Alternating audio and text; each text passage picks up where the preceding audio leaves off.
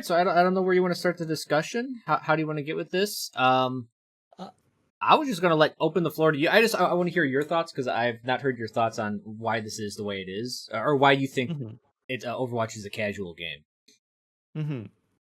Okay, well, I mean, what I'll start off by doing first of all is giving you a shout out to anyone who isn't familiar with you on my stream. So, guys, this is Pro Like Crow. Is Crow right or is not? Is it Crow or Crow? I've It's never actually heard Crow. your name pronounced. Yeah. Crow, yeah. It's yeah, I've read it so many times. I never heard it pronounced. So now, okay, I'm good. I'm good.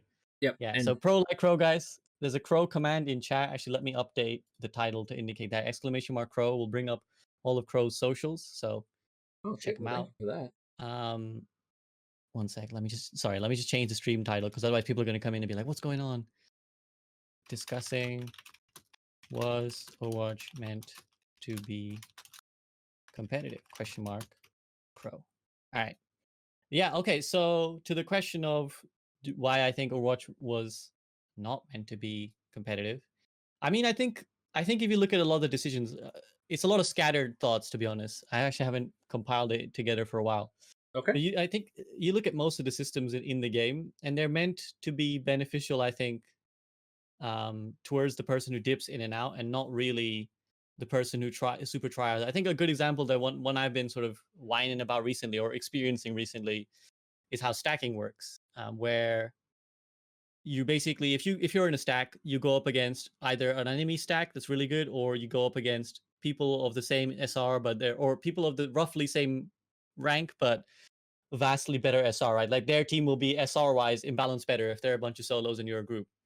Now, this is a decision that most games have to make at some point, right? They have to say, okay, well, do we let solos play against queuers, or Yep. do we put queues against queues? And I think it's controversial even in most games, but I think in Overwatch, it's like it's quite clear where they've gone. They've always said, nope, we want solo queue to be the priority, right? If you solo queue, the experience is for you, and that's true even at the GM level where they only allow duos at max, right? This was for the whole reason because obviously there was the whole New York Excelsior stacks terrorizing rank at Yep. what ungodly hours. But it's kind of funny that you think that the highest level of the game is encouraged to be played either on your own or with only one other person in a team 6v6 shooter, right? And Yeah. I think that's one example of like, oh, go ahead, you go ahead. I'll No, let you vibe off that. no. I just wanted to reinforce what you're going with. I actually have almost the exact same thoughts, and I can tell you why. So I write a blog, and if you don't like to read, I would tell people to avoid it. There's a lot of words, and I've been writing since the start of well, I think it's like 2017, and my first blog post like directly hits like this whole casual versus competitive and this type of concept in Overwatch, and the game fundamentals and mechanics that actually reinforce that because and I want to talk about this later on, but just to support your argument right now, a big thing in Overwatch is, the world needs more heroes, and that slogan isn't some bullshit. They're trying to bring in a lot more people from other game genres, and so they're like, literally, we need more heroes. Like, we want more people to play this game. And that's why look at the hero design. Like, you have heroes like Mercy. I'll just say less mechanical skill needed, right? It's designed to bring in more people to play with their friends, right? So, well, that's kind of like they want to allow stacking. In fact, the game really promotes stacking, but then at essentially the real thing kicked in, and people are like stacking at high levels. Like when you go group against a non-group, in the Excelsior situation, like you lost. There, there, there's very little to do, and I think I remember those stacks, and I've gotten my ass kicked by them more than once. Um, what else can you do? Like you do feel a little Yeah. bit helpless, but at the same time, they don't want to be like, oh, we can't allow stack. Like they don't want to separate the queues completely, because then they're just gonna be like, well, the whole point of Overwatch, and we'll get to this later, is accessibility, especially with Hmm. groups of friends. And they're like, well, clearly the groups of friends and people playing it casually is so much more higher than, all right, so the top 10%'s up half. It's not even 10%, it's the top 1%, right? Is unhappy about the queuing. Like, they didn't say this, but they're probably just like, screw them. Like, these core mechanics we favor more. They just had to weigh the situation. Um, Yeah. But yeah, continue. Sorry. No, I mean, I think that pretty much, that kind of sums it up. It is about, I think even with the change of leaderships, you might have argued that that was maybe Jeff's way, and now Aaron might bring a different way. But no, actually, the one interview he's given, he's already indicated himself. He said, "We actually want to draw in more different types of people than what Overwatch One drew in." Right, that was one of his quotes in the Hmm. interview. He said, "We actually want to reach a wider audience than what Overwatch One reached," which again just continues down that path of like they're not trying to tap into basically the people playing the game right now are not the people that are the target demographic, and that's kind of I think what sums it up. The people playing the game right now are the hardcore or left playing the game right now are the hardcorers, people who are Yeah. like we competitive stuff, we want like this, that, the other, balance this, change that. And Blizzard is kind of like, okay, yeah, we hear you guys, whatever. But really, with the people we want the game to be successful for, particularly Overwatch 2, is not you. It's the people who aren't playing the game right now. And I think that's And why. Go ahead. You go ahead. to assist you with that, yeah, it's the people not playing, like specifically playing right now. So this means like people that own the game but aren't playing it Yeah. currently. Gave up. That's who they're Yeah. talking about. And the whole thing with Jeff and people are like Overwatch was a failure, blah, like a bad game. Like this is $1 billion game. It's an amazing and as much as we complain about balance has been pretty much, I'll just say spot on, and I'll defend myself later about that. I know there's a lot of people No, I upset if think I it's in say the that. best. I think it's the best balance state we've had Oh, probably no, ever. I mean overall, all of Overwatch's career. Mm-hmm. Cause that's another discussion, but basically I always look at it like these guys have been trying to design this game for 10, 15 years. Like this is that whole they shot a satellite to land on a meteor.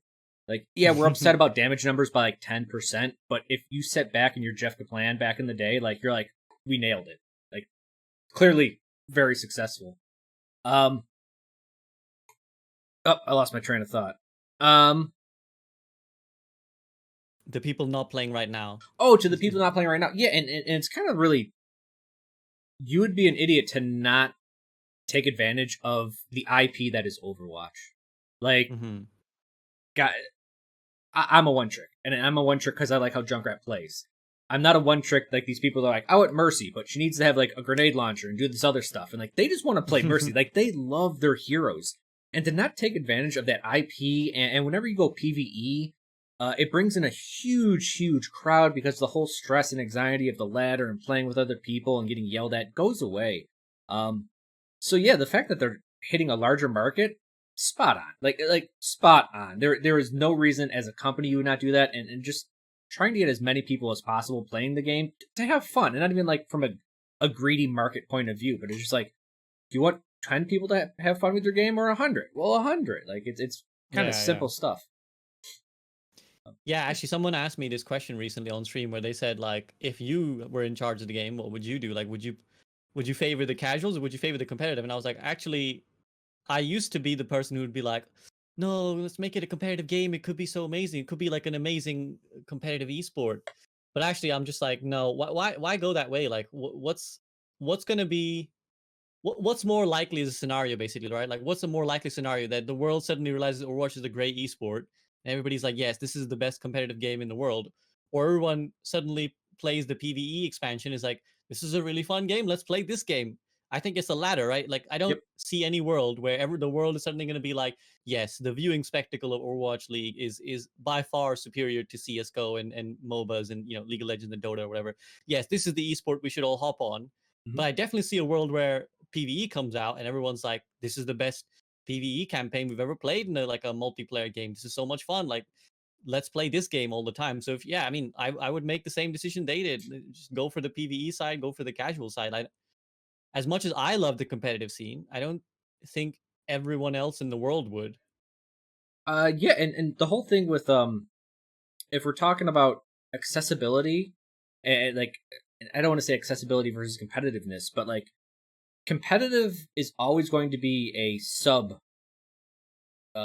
group of your main like your main group of people. Like it's always going to be a Yeah. lower amount. So like, yes, you always want to hit the most amount of people possible, just cause just makes for usually, and having more people play, yeah, usually get more input. You can make better decisions after that, but Yeah, you definitely want to get the most people, so you would always favor the larger group, which is the non-competitive. And competitive is great, and I know this has been said a lot by a lot of people. Like Overwatch is kind of forced to be competitive, at least at the Overwatch League level.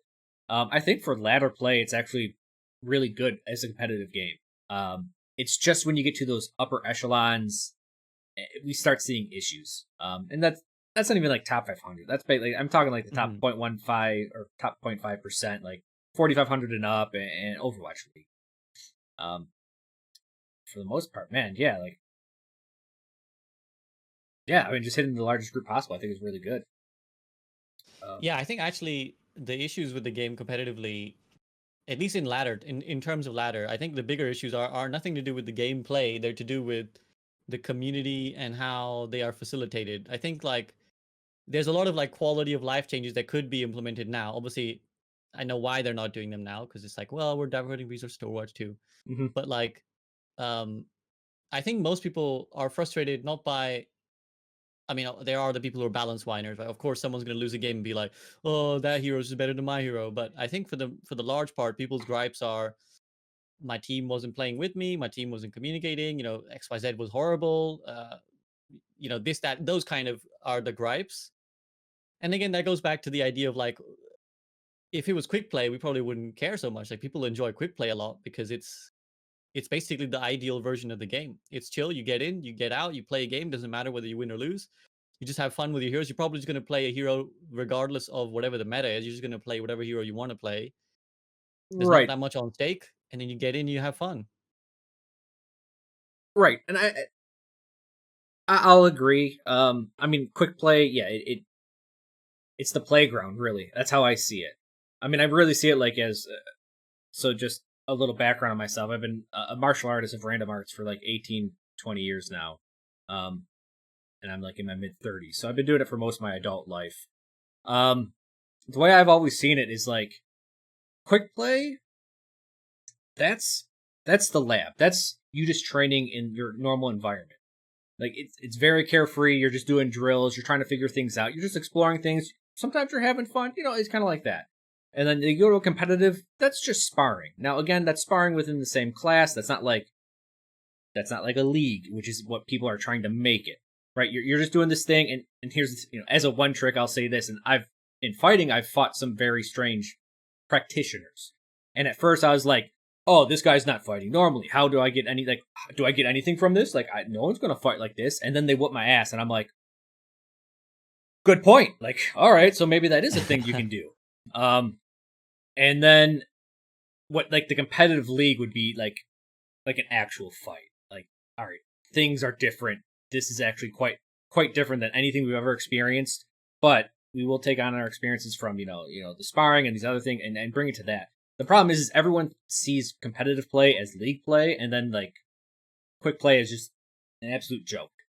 I think they're just, yeah, I agree. The whole social structure of Overwatch, and I guess it's the nature of team-based games, and it's kind of like something we can't solve in an easy way, right? Like there's no way we can be like, you can't force people to do anything, and the sooner you learn that in life, the lot easier it gets. Yeah, true. Like you can't force people to group up. You can't force people to play a specific way. And if you do and you punish it, like let's say just like AoE damage was crazy and every hero had some AoE damage, and you're like, all right, we can't group up. We have to go through this specific way, and we got to have like a shield and yada yada yada. Then the game becomes really like stagnant and boring because instead of gaming developers, I call them gaming parents. Like it's like helicopter parents that are like, you have to do this way. That is how the game is played. Don't do anything else. And when the game becomes like that, I think you turn off a giant part of the community. Because it's like I couldn't express my creative outlet, which is, I know it's a video game, but it's a bit of a personal and creative outlet. Like that's why I play Junkrat personally. I can do some really funky and stupid stuff with them, and even at the highest level, like I've joked on some Overwatch League players. Now, it's been a minor amount of the time compared to how many times they just whoop my ass, right? But still, like, I can be creative and have fun and kind of experiment. And that's a big enjoyment personally for me to the game, and I think that's true for a lot of people out there. Now, there's the whole other group where they're just like, no, we play to win. You do whatever it takes to win. I don't care if you're having fun or not. And it's like, okay, that is a part of competitiveness, but maybe we need a league or like a tournament play, something like that. That's again for these 6 stacks that we kind of briefly mentioned earlier. That's like these people need an outlet to have a really competitive environment where like they have a mass amount to say, and where you pick all your teammates and you can get that done. That's where like if they're talking, I know that they're dropping some. They're like, oh, we're putting in something soon that's going to be really important, and it's a bigger change than most anything we've done. And I'm like, all right, a tournament system would do that. It would help deal with a lot of the toxicity. It would help to deal with a lot of stuff. But I think player expectations, and man, whenever you deal with people, shit gets complicated, right? Like, People suck. yeah, like what was it, Steve Irwin? That was just like, he's like, man, people, that's complicated. Like animals are really, really like you just know what they're doing. They do one thing, but people can't figure them out.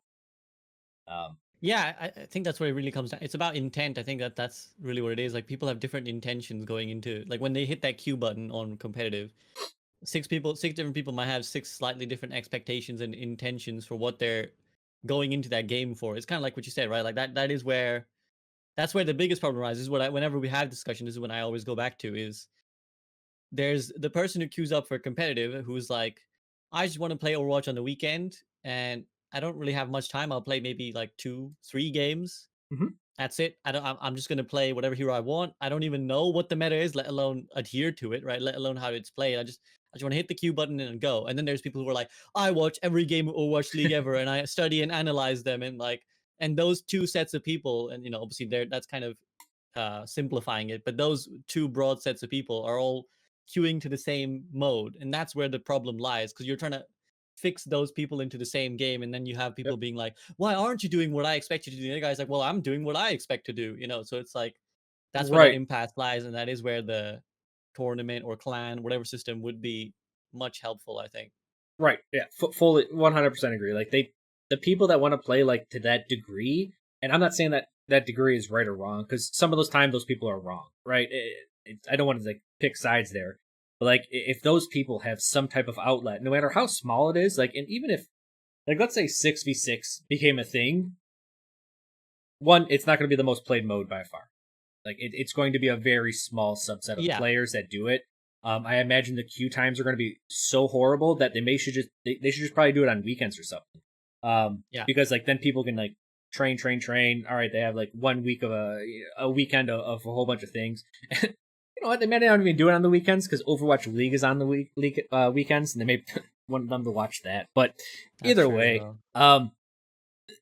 yeah, I think just people need more outlets to be able to be um as competitive as they want, and but I will say like the core design of Overwatch doesn't help this mentality a bit. Like the whole idea of like picking a specific hero to do well with, and you can see it at the lower ranks when things go wrong. People will try to find like as a Junkrat one trick.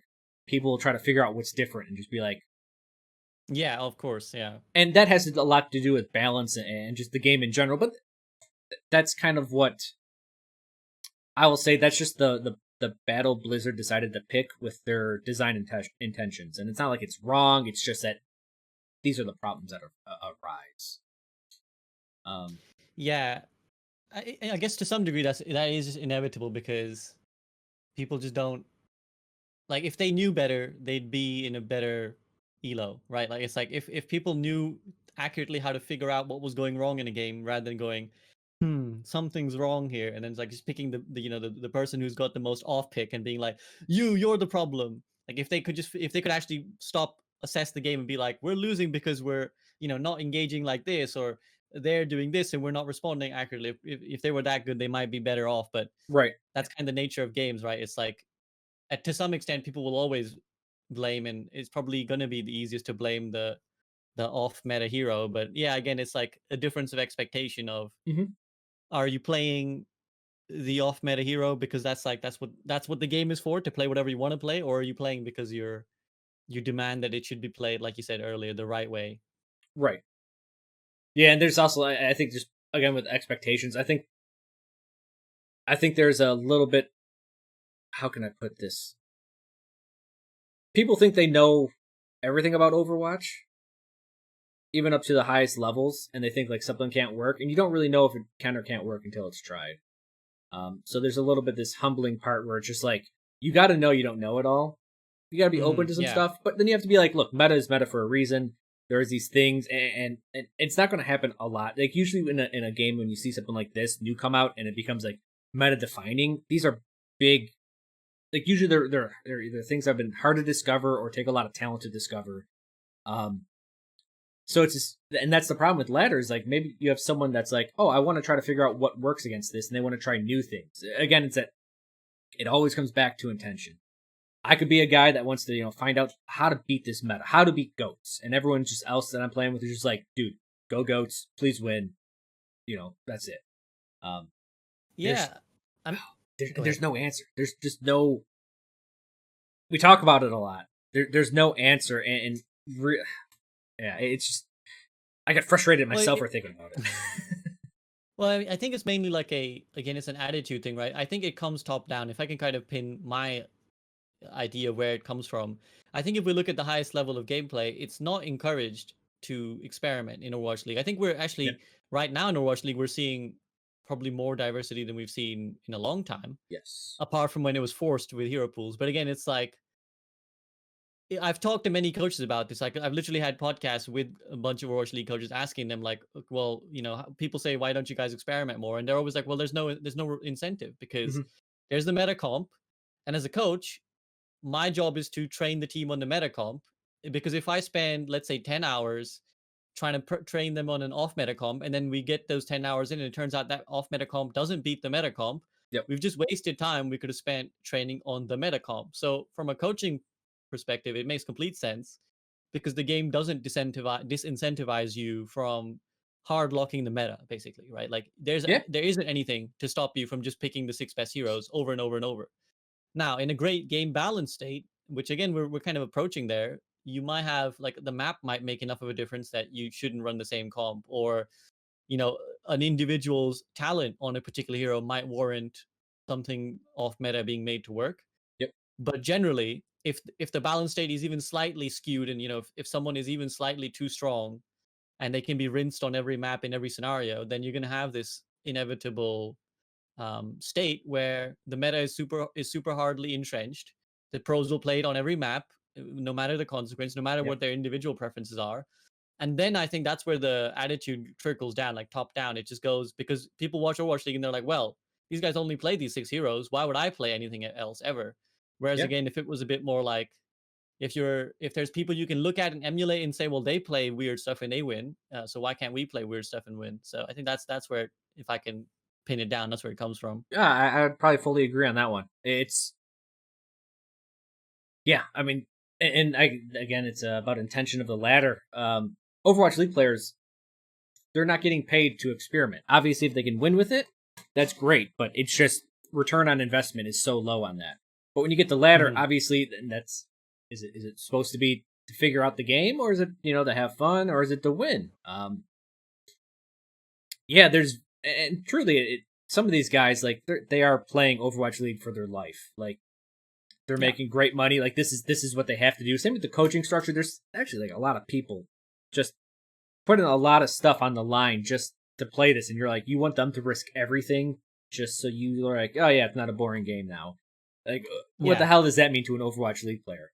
So yeah, it's a really tough spot, and that's kind of why you need. And it's gonna sound super biased coming from like a one trick, but like this is why you need specialists in general on the ladder, and you don't want everyone to be a specialist, but this is why you need people to play one specific hero just to kind of like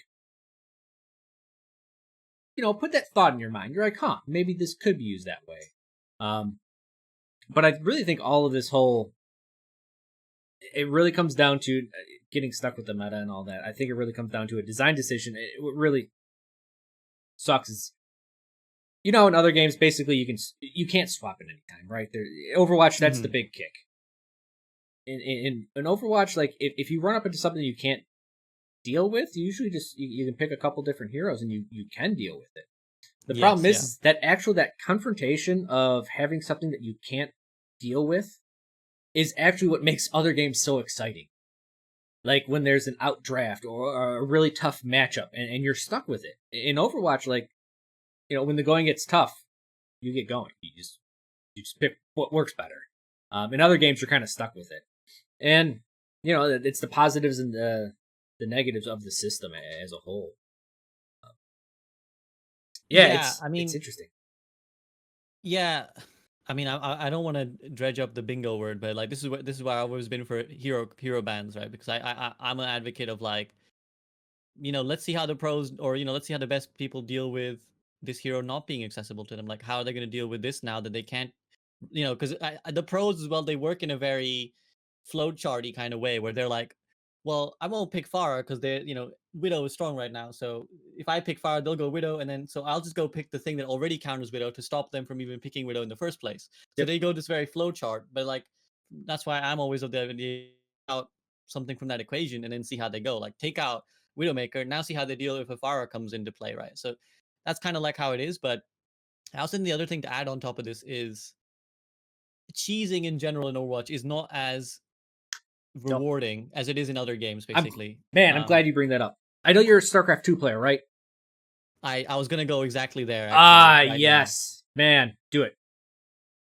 Yeah, I mean, what I was gonna say is, I'm a big StarCraft fan. I watch StarCraft 2 all the time. Even now, literally, I watch like every GSL game I can find. Yeah. Um, yeah, I still love it. And the thing about that is, like in StarCraft 2, every win is worth equal weight, right? Like a 30-minute, 40-minute macro fest of like the highest technical ability will get you one win, as will like a 2-minute I went in and I built cannons as their base kind of win, right? And the game, like the game plan can center around that. Whereas in Overwatch, you can cheese 1 point, you can't cheese 3 points, right? And that's the problem. It's like you cheese once and that's one win, and then it's like, well, okay, the alt economy will eventually reset. This Yeah. will like the map geography will change, Even then, and it's it's not like, even well, 1 point, yeah, right? even one map, yeah, It would be one fight, and then the second yeah, half yeah. of that point, you could change your heroes. And I'm also a huge StarCraft fan, huge. I stay up to date. I mean, what was it, the last GSL final? What was this week? Terrible, terrible. Um, You're not a you just rogue fan. yeah. I'm not. It's not that I'm not a rogue fan. I'm just not a fan of roach in your face to win every game. This is true. Yeah. Anyways, we won't get into it, but yes, yeah, go No, ahead. you bring up some good points with StarCraft 2 and the whole thing of cheesing, and I wanted to write a blog post on this, and I'm gathering my thoughts on it, and it's about there is no deception in Overwatch. Hmm. Right? Yeah. StarCraft is, in most games, is a battle of incomplete information. In Mm-hmm. Overwatch, the heroes are simple. And this is, if you guys want to argue about me on this, I can do it all day. Like, Overwatch is designed to have very simple and clearly defined heroes. So when you pick a hero, I'm like, in a half a second, I know exactly what you can do. You pick a hero in Dota, I'm like, oh man, it depends how you run it. What position are you? What items do you got? Mm-hmm. What are your talents? Yada, yada, yada. But Overwatch is a very simple game. 2, once you see the heroes, you can see them swap. Just hold down tab. Yeah. 3, if you analyze map design, and I've looked at every single map in Overwatch, every single point, no matter what happens, if you're where the defense needs to be, you will always get a glimpse of someone going on the flank, either one way or the other, before they reach you, and you'll be prepared for them. Mm-hmm. So there is no way at any level, like informational level, map design level, like strategy, tactics, whatever, that you could really surprise someone. And that actually, you can't throw cheese in there. You can't throw mix-ups in there. If you're a fighting game player, it's called a mix-up, right? In RTS games, we usually call it a cheese, which is, be upset as you want about cheeses and mix-ups. That is a healthy part of the game. It's what keeps meta constantly flowing. It's a way to punish people. Overwatch doesn't have any of that. And again, I don't have all my thoughts written down and a good, much more data on that. But no, you bring, like, you're spot on with that. That needs to be in the game somehow. Like, and the core crux of it is that you can just change heroes, right? You can just, and alt economy, Yeah. ultimates, yeah. Alt economy is a big one. I think, because it's yeah. Obviously, they go hand in hand. Because if you change a hero, you're gonna lose your alt. But Correct. um, yeah, it's just like there's so again, it's another one of those things that really disincentivizes pros from switching things around and mixing stuff. Like you could make arguments on certain maps, like, and this has been the case before, where it'd be like there's like a double shield meta or a goats meta, and usually you think, well, that those comps should be bad when they go high ground because they don't have a lot of mobility. Yep. But because of ult economy, they'll just force it onto the high ground, and they'll use their ults that they won from the previous fight to bulldoze their way to the high ground, and then will win from there. And the funny thing about cheesing, just to conclude on that, is like the great thing about cheesing is everyone hates to be cheesed, but they are the best things to watch at the pro level. Like they are the most exciting games. Like everybody Yep. loves a cheeser at the pro level, but everybody hates a cheeser at the ladder level, which is kind of, I suppose it's, I didn't even think about it, but it speaks true of the ladder in Overwatch now. Everyone hates the off meta one trick on their team, Yep. but you love to watch it at Overwatch League, right? You love it. Like people were loving Dallas bringing out the Symmetra because they were like, we don't see this, we don't Yep. see this, we want to see it. Yeah. And But you whenever hate you in the got, game. I was saying, No, whenever you no. see something Okay. new used like that, like, yeah, like you're going to generate so much excitement. But yeah, Yeah. when that sim's on your team, well, how about this? Whenever it's not working, that's when you hate it, right? Yes, of Like, if course. it's on your team and it's not working, like I have a horrible luck with sims. Like I don't know what it is, but if I go up against a sim, they always destroy me. If they're on my team, I always lose. It's just one of those things, and I'm like, I don't know what it is. Like maybe it's in my own head about that, but yeah, you have to embrace just look. Cheap strategies are cheap, but they're played for a reason because they sometimes work. And as soon as you get at the higher level, and you have to be like, all right, they could be doing something really weird. It kind of opens up other options. Like, all right, I can't play too far forward and be greedy because they could be doing X and I could get punished really hard for it. So I have to play back more. And now that I'm played back more, like now there's like 3 or 4 more options, and it really just opens up the game at the highest level. In Overwatch, that doesn't exist. I'll definitely I'll shoot you one if I ever get the time to write one out. I'll definitely shoot you that shoot it your way because yeah, deception I think is I've been thinking about it more and more, and I'm just like, yeah, man, there's just no way to be like really sneaky. Even if you look at the system or the enemy's outlined, right? What do Yeah. are you going to sneak around me? You can't even sneak through a window. Like, if you're on Nepal and you're on, what is it, Sanctum, the one that's inside, and Oh as soon yeah, as you when get they're to coming mid, from their spawn, yeah. yeah, and I can look through my window and I can look at through the window, their window. I can see if they're going left or right. I can even count the heroes, and if I don't see a sixth hero, I'm like, all right, well, I know they're going on that, the closed in flank on not outside but on the inside. And you almost get perfect information right away. Um, and that that sounds nice and all. And again, what did we talk about before? Accessibility. That's great for people that don't play the game a lot, that want to enjoy it, know what's going on, and be able to respond accordingly. That is perfect for that. But now for competitive, can't say like deception is needed for competitive. Right? It has to be there just to Yeah. keep things flowing, and it really is needed. So I would actually say point to you saying that should be another point on why it's more of a casual game than a competitive game. Yeah, and to sort of just checkmate this point, it's the I think I it won't be controversial when I say the most popular Overwatch League play ever was the Great Bamboozle by the LA Gladiators when they in the Goats meta when they sent everyone around King's Row and then they switched to Widowmaker and Spawn. Shoreford takes 2 shots, kills, and they win the point. Like everybody loved that play because it revolved around, like you said, deception. And I think that it makes for exciting viewing, certainly. And also the other benefit, before maybe we've tangented a little bit on the cheesing, but before we get back to our main remit, I think the other thing I want to add is that actually the other thing about cheesing or off-brand strategies being good at the pro level or being viable. I shouldn't say being good. Being you don't want it to be the dominant because then Yes. well, the game is kind of silly. Yep. But you want it to be mix in so that someone could theoretically sneak a win here or occasionally you get a master cheeser who's like able to beat everyone by constantly cheesing and it's unique to them. Hmm. But the reason they're good as well is that they help the ordinary player because the person who deals with the most cheesing is the ordinary player, and what Yes. you really want to see is the pro player shutting down the cheese that's terrorizing you in ranked. Yes. That's what you want to see. You want to see how did they hold a proxy racks, right? Like how do they hold it? Because I struggle every time. And then once you see them, you're like, okay, it's really simple. You just make these two things and then you counter it. And that's I think also very helpful because whereas we know no Overwatch League team is gonna take that risk of pulling out some crazy comp. Yep. People in your games will. People in your games absolutely will pull out the crazy comp, and then you're like, well, I've just never seen what you're supposed to do here. So, Yeah, no. um, Dude, fully 100% agree. Like, cheese is healthy for the game.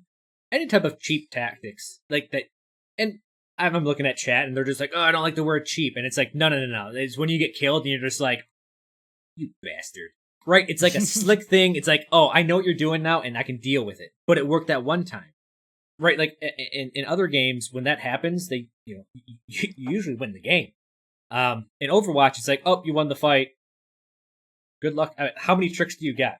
You would have to be like a trick master in Overwatch because you're like, I have to fool people like 4 times on a single point if I want to win on defense, or I have to trick them like 4 times at every point as we keep losing. Like, man, like if someone wins through cheap tricks alone or anything like that in Overwatch, dude, salute them. Like that is a guy who has mastered his craft. Like, you know, yeah, it's at a certain point you just have to respect that. Like yeah, man, you know some really cheap stuff, and you come from StarCraft, so like. Yes, there are. They'll just, I guess I'm sorry, I'm not up to date with StarCraft 2 too much, but like 6 pool up all the way to GM is in the olden days. yeah, But yeah, um, no, no, absolutely. I would say to sort of cap that off as well. The healthy, if cheese is healthy, the way it should be is you get cheesed, and you should be equal parts mad at yourself and them. Because like this is yeah, what whenever I play StarCraft 2 and I get cheesed out, I'm always like, fuck, I hate that guy, but I hate myself as well because I should have stopped him and I could have just done this one thing and I would have stopped him, but I yep. didn't. So I'm the idiot for losing to that. And I think that's how, like, obviously, if it cheeses again, go ahead. I this is a perfect segue.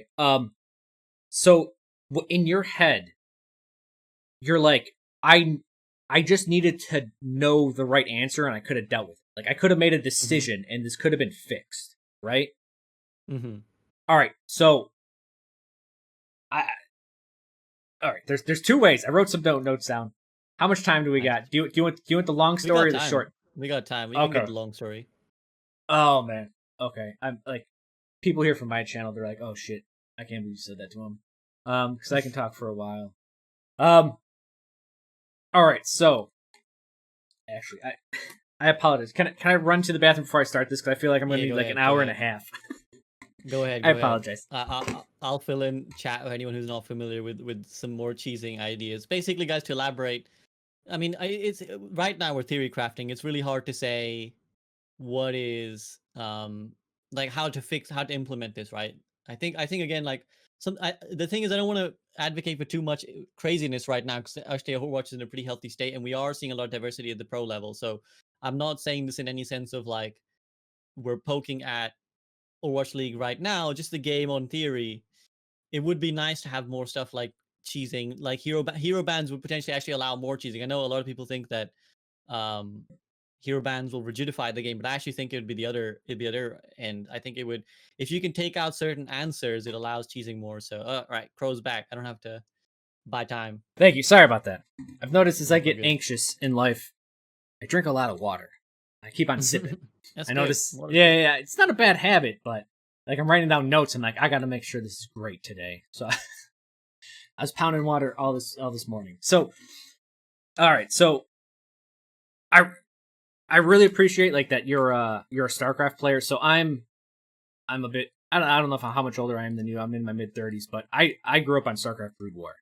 I Mm. still watch Taste Toasted to today, and like, Shout out, oh Taste Hostess. yeah, and if you want to read my latest blog post, it actually came from a StarCraft 2 podcast where I forget who it is, but he went off on Artosis because he's like Artosis is like, look, people don't play StarCraft 2 because it's too difficult of a game, and Mm-hmm. the other commentator was just like, you can't say that shit. Like you're just turning more people away, yada yada yada. And like I agreed with Artosis, but I was like, you got to put it in a friendlier way. But to take a step back, like to see where Overwatch is and why I think it's a casual game, I really look to the past. Um, and this is why it's kind of be a long story. But I don't know when you picked up gaming, but I picked up gaming like as soon as I could, like probably in the early '90s, and I really got competitive in the late '90s on it. Um, But if you look how gaming has come along throughout all of time, the biggest factor, really, and what's really driven the whole market is modding. And Yes. modding's been Yeah. this really, I think it's beautiful at what modding does, because I see it as evolution in its rawest form. Anything that sucks, down the list. Your mod sucks, stop working on it, get out. Like, and if your mod is great, to the top with you, man. You'll invent a new genre. This is perfect. And I kind of, on my blog post, I actually walk back most of the popular genres right now. So battle royale, MOBAs, any MOBAs, type, yeah. yep, anything like that, any team based stuff. And it comes down to like the OG games, like yeah. So we look at Warcraft. Let's just say RTS, specifically Yeah. Warcraft 3 with the MOBA mod. And truth be Yeah. told, I'll be very technical here. Like, I don't like the term MOBA because every game is technically a MOBA that you play online. Multiple online battle arena. All right, Quake. Yeah, yes. Like Mario Party. Yeah, it could be that. Like, it could be anything. Sure. But the guy that really started it was actually a Brood War mod called Aeon of Strife. And people really loved it. And when it got to Warcraft 3, they obviously it's the biggest impact on gaming from a mod I think ever. Yeah. But you'll notice it took the parts that people liked about Warcraft 3 and it just put them over here. And it took all that other crap and said, no. Like, what do people like? Well, they like the hero. Well, they like microing the hero. They like abilities with impact. So that's what they focused on. What do people not like? I'll tell you right now, you're a StarCraft player. Macro. Right? No one wants to do that shit. That's boring. They want to focus on tactics and strategy and doing one thing. They don't want to have to manipulate like 60 different units in different ways and then go across the map and do something else. To put it bluntly, it's an easier form of the original game.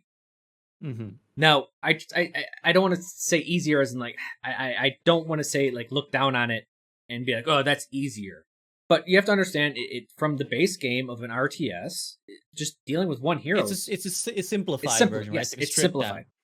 Yeah, it's a stripped down version, and also as a it really promoted team aspect. Now, I remember you did StarCraft 2, but you did a lot of 2v2, right?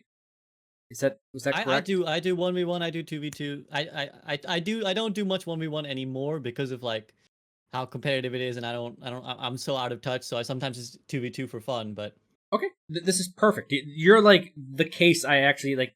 When I was thinking about this earlier, I was like, oh yeah, didn't he play StarCraft 2? I'm like, this is actually perfect. You'll see a lot of FPS games and RTS games, they go towards the team-based model. Now, one, we're social creatures. Humans, we like doing things together, and that's more enjoyable. It also gives you a little bit of a scapegoat, right? yes. How many times have people, and of course there's a lot of people that blame other people in their teams, but there's a lot of people that would be like, I did what I could, and they're like they make peace with themselves and they queue for the next game. So there's this big thing about going towards team-based games. For all genres, dude. Like all genres. RTS moved that way with MOBAs.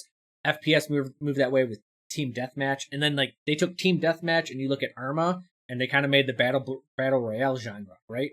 Like mods of mods of mods is what really makes things go forward, and it's always a simplification of the game, or at least a less stressful or anxiety one. Like it's a simplification which makes it more fun. And so we keep stripping more and more and more from these games. So modding is really like hyper evolved these games really fast.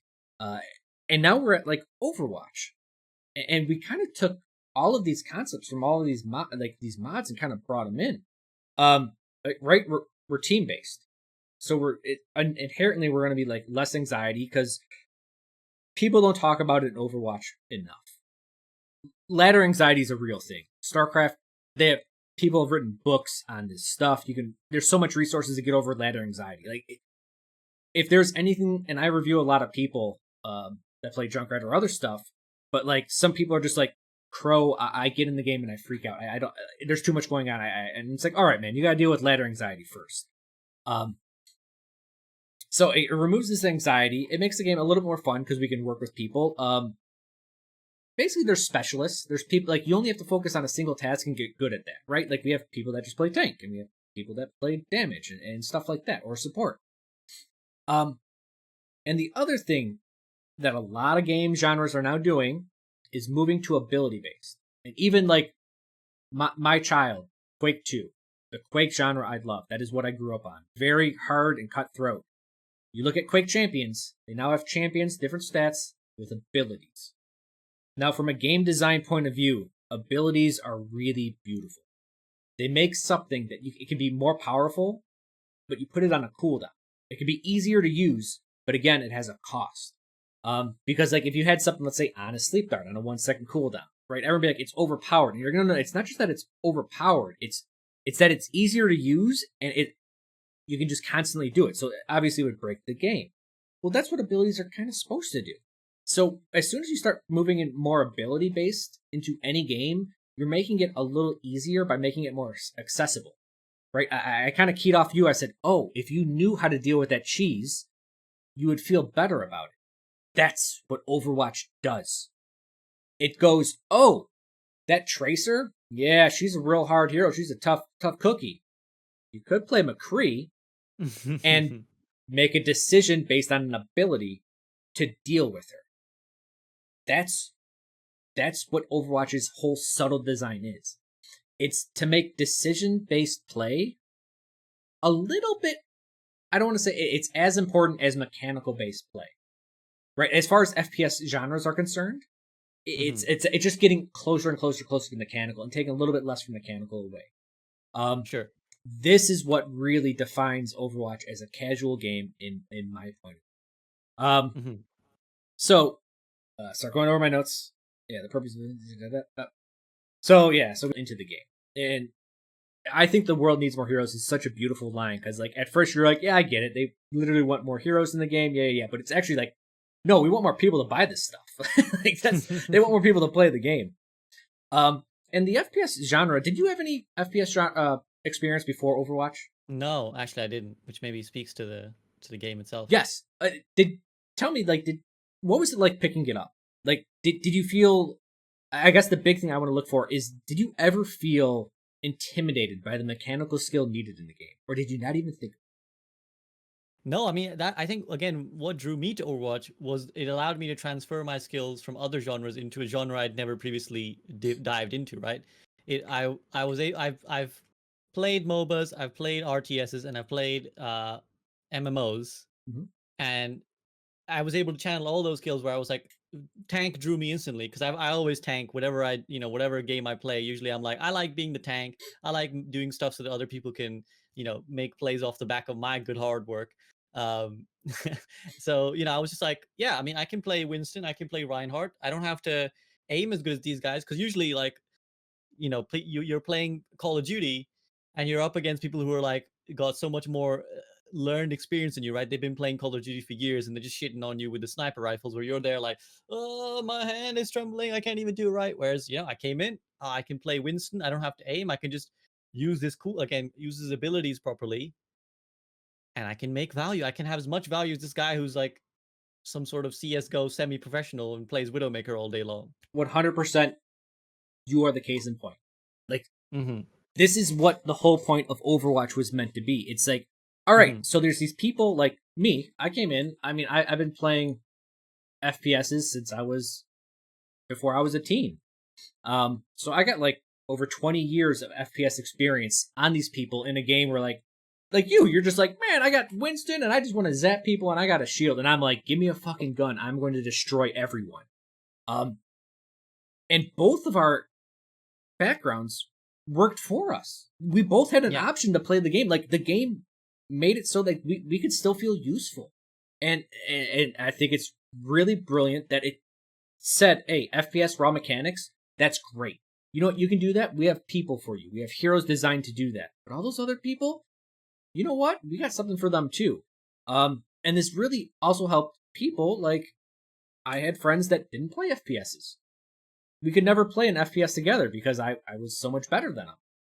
Well, now he can play tank or support and we can play together. Like that's a huge thing. Again, we talked earlier about team or the queuing.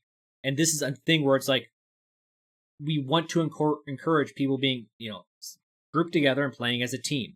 And it didn't work high level, but for all intents and purposes, at lower levels, it worked brilliant. These people that wanted to shoot people in the head, they got their heroes. You can bring your friends that want to just heal and do something else. I think like phenomenal. Like I think Overwatch is so misunderstood that they don't give people like Overwatch credit for doing that. But yeah, so, and I think what really helps new or non, and I know I make this gross term, and this is where a lot of people get upset, was I'm like, oh yeah, Winston doesn't require mechanical skill. Like he's a little bit easier than other heroes. People are like, he requires decision making. I'm like, yeah, but decision making is like a yes or no, and it's more about timing, and there is skill in that. I just want to say it's like a little bit less than your traditional skill needed. And not that there's anything wrong or less good about that. It's just that that's how abilities kind of play into the game, because abilities inherently, sorry, I'm just trying to address a question in chat as well. Abilities are inherently a little bit more powerful and they're easier to land. Like they have a wider AoE. When they do land, they have a greater effect. And the reason because of this is because they're on a cooldown. Like you don't put something crappy on an 8-second cooldown, right? It's supposed to be impactful. It's supposed to make you feel like, oh, I did something amazing. That's almost equivalent of a headshot for like a Widow, like when Ana hits her sleep dart or gets a really good nade. And if you look at actually all the supports, and tanks have this too. It's tanks. I call it conditional burst damage. It's essentially tanks have really mediocre DPS unless something is done correctly, in which case they start destroying people. Winston, I would consider environmental kills, this type of thing. Same thing with his gun, right? 60 DPS, that's crap. You hit 5 people, okay, 300 DPS, now we're talking. Same thing with Reinhardt and his charge and just his AoE attacks. Yeah. Every hero has like these moments, like Zarya's best example in Hog, like, I got 100 charge, good luck, buddy. Yeah. And Hog as Hook, of course. Supports have these same mechanics, like Immortality Field. While everyone hates it, understand that just because Baptiste made you not make a play, it's actually a play for the Baptiste, right? Like you have to look at the other side. Ana has a bunch. Every support player has something they can do to really like bring this I hit a headshot mentality to these decision-based classes. And it's designed to provide excitement and a feeling of worth, and it just really helps the players keep playing that one and make them feel rewarded for doing good at that. That's just not traditional click heads. So again, I know people are like, but that can be competitive, and I'm like, yes, but because it's making it a little bit less about the mechanical skill and more about decision making, it just makes it a little less competitive because everyone can do it and everyone starts feeling good. And usually when we're talking about everyone's feelings are high, it's a little more casual and competitive. But then we kind of get to Overwatch and their concept of counters, and I hate that. I've hated that word since day one, because when you say counter, people think you did something and I countered it, meaning you got nothing, I got everything, GG. Right? That's what people think with a counter. So when they're like Tracer or McCree counters Tracer, it means inherently or like internally you're thinking, oh, I can't do anything on Tracer. Or if you're looking at someone else, like they can't do anything on Tracer, why are you making this bad decision? Clearly you can make a choice to win this game, but you're not. And that's why I hate the word counter, because it's just too strong. It's more like has an advantage over, right? Like it's like true to the point. Whenever you see a Tracer take out a McCree, you're like, oh, the Tracer outplayed him. Like you're insinuating that there was skill and the Tracer had more and the McCree had less because he had the advantage initially. And that's really where decision-based mechanics comes in, because most things in Overwatch, when we talk about counters, one hero, first of all, picking a hero is not skillful. I hate to break it to you, but anyone can pick a different hero. And then you're trying to pick a hero that has usually an ability to deal with another one. Right? It's easier to play the McCree into the Tracer, right? Because of Flashbang. Flashbang's just a little bit easier to do. And I don't want to say easy as in like bottom skill level, just it's a little easier. It's easier to play the Winston to the Genji. It's easier to play the Pharah into the Junkrat. And most of this has little to do with mechanical skill. and has more to do with decision making. And Mhm. so overall, the idea of counters, and this is where Overwatch is coming from, is that it's designed to make a less skilled player be able to deal with a higher skilled through decision making. Yeah. Yeah. That's not fucking competitive. That is the anti-competitive thing, right? Like that is, if there's anything in Overwatch that says it is a casual game, it is that. Because if you're like, hey, it's competitive, the higher skilled player should win, and then you're like, but your hero needs less skill to beat the one I pick. Like that. Inherently, this is designed for a casual environment for people that. Go ahead. No, like I think I wouldn't put it so strongly as that. I think if we go back to StarCraft 2 example, you could make that same argument for a macro versus a cannon rush, right? You could make that same argument and say your cannon rush requires less skill than my three hatch macro, and you still won, and that's bullshit. But that's how people feel. I think it's more. Well, yeah, but we just went on about how great it is that you can cannon rush your way to victory, right? And they are both equally valid. They give you the same amount of map wins. I think really it comes down to the weightage of each thing, right? Like, I don't think it's inherently bad that there are decisions that you can make that can compensate for someone having higher mechanical skill, because that is I see StarCraft 2 as like kind of the pinnacle of competitive esports. Personally, that's my bias. I'm like, this is how competitive esports should be. Like, this is equal parts mechanics, but equal parts decision making too. Like, you have to, you can know everything you want about StarCraft 2, but if you can't execute, you'll also lose. Or having a higher APM and being able to do more, you will have an advantage over someone else, but it's not an unovercomable advantage. Like, someone else can just create a build that will just beat you. Like, they'll just outthink you, they'll create a build, they'll execute it, and they beat you. So I think it's more like the weightage is the way I see it. It's like, if I don't I don't have a problem with the hero having an inherent advantage over another hero, as long as it's not completely dumb. As long as it's not like this hero. I think this is where people's problems with Brig came in, for example, right? When people were very mad at Brig meta, I think their argument was this hero's existence invalidates this hero's existence, right? And they felt the favor went too far in that direction. Whether we agree with the substance of their complaint or not, that's what people felt. They were like, you just picked Brig, and now I physically can't even play these other heroes because you're just being there was too much. I think also double shield meta is what annoyed people, because it was like, well, you just stand there and you put your shield down, and now my hero is invalid. So I think when we go there, I would agree there, where it's like, no, this is just not healthy for a game. But I think there is a way to have it that is competitive, but isn't unfair. So I don't want to come off as saying like decision making isn't competitive. It still requires skill. It's just that it's an FPS, and that's the crux of Overwatch, is that we're stuck in an FPS game, and our expectations are built around an FPS. So when we talk about skill, we think clicking heads, making good shots, right? And I come from Quake, where decision making is a huge deal, like map dominance, all that stuff. That's all in there. But when we talk about FPSs, we really do want to look at mechanical skill for being what it means to be competitive. Just because, I mean, we don't want to see people press Q and whoever presses Q better like wins. Like we want to see that execution, and I think that's the fine line that we're kind of talking about, where it's like, all right, something can have an advantage, but we definitely want each side to have to execute well.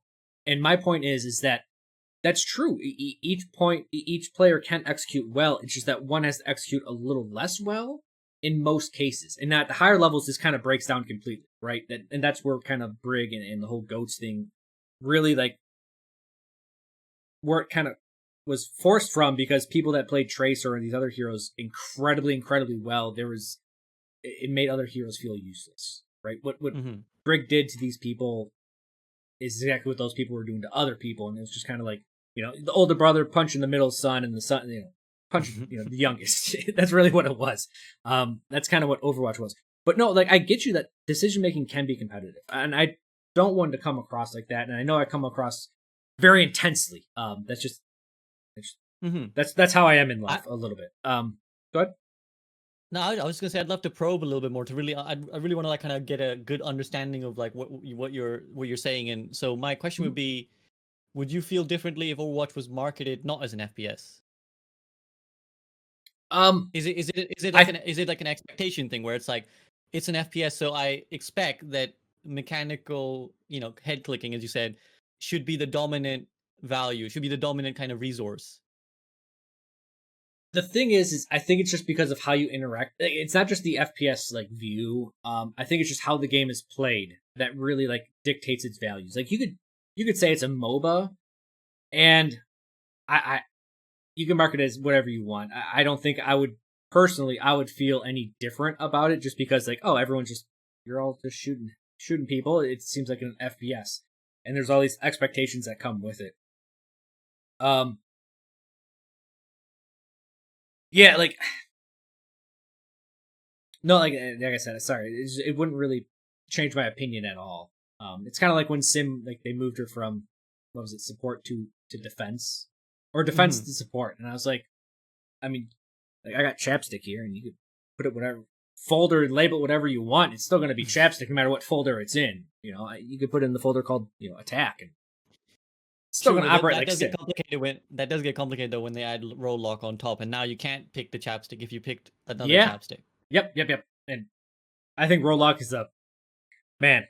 Uh, I have strong feelings Uh, about Rollock. okay, well, I want to probe this more before we Yep. go No. in. Go ahead. If we do Let's go go. that discussion, then yeah, I mean, so it, I'm just trying to really get a good grasp of like a summarizable grasp of your stance here, because Mhm. not inherently in a bad or good way. I'm just genuinely curious. Yeah. Do And you, do I'll you feel MOBAs are still competitive? Like I kind of got at, you were kind of alluding to that MOBAs are like a simplification, right? We kind of spoke about it, so we agree on this. Like they are a simplification of yes. what the more difficult aspects of RTSs are. Do you feel then MOBAs are kind of like is inherently less competitive, like in that Overwatch mold? I wouldn't say they're inherently less competitive. Like I said, decision making can be competitive. There's Mm-hmm. nothing wrong with competitiveness in decision making. Some Mm-hmm. games are like if you watch Go, like I love watching that stuff. I and talk about Go TVT. Like I actually really like decision based stuff like that.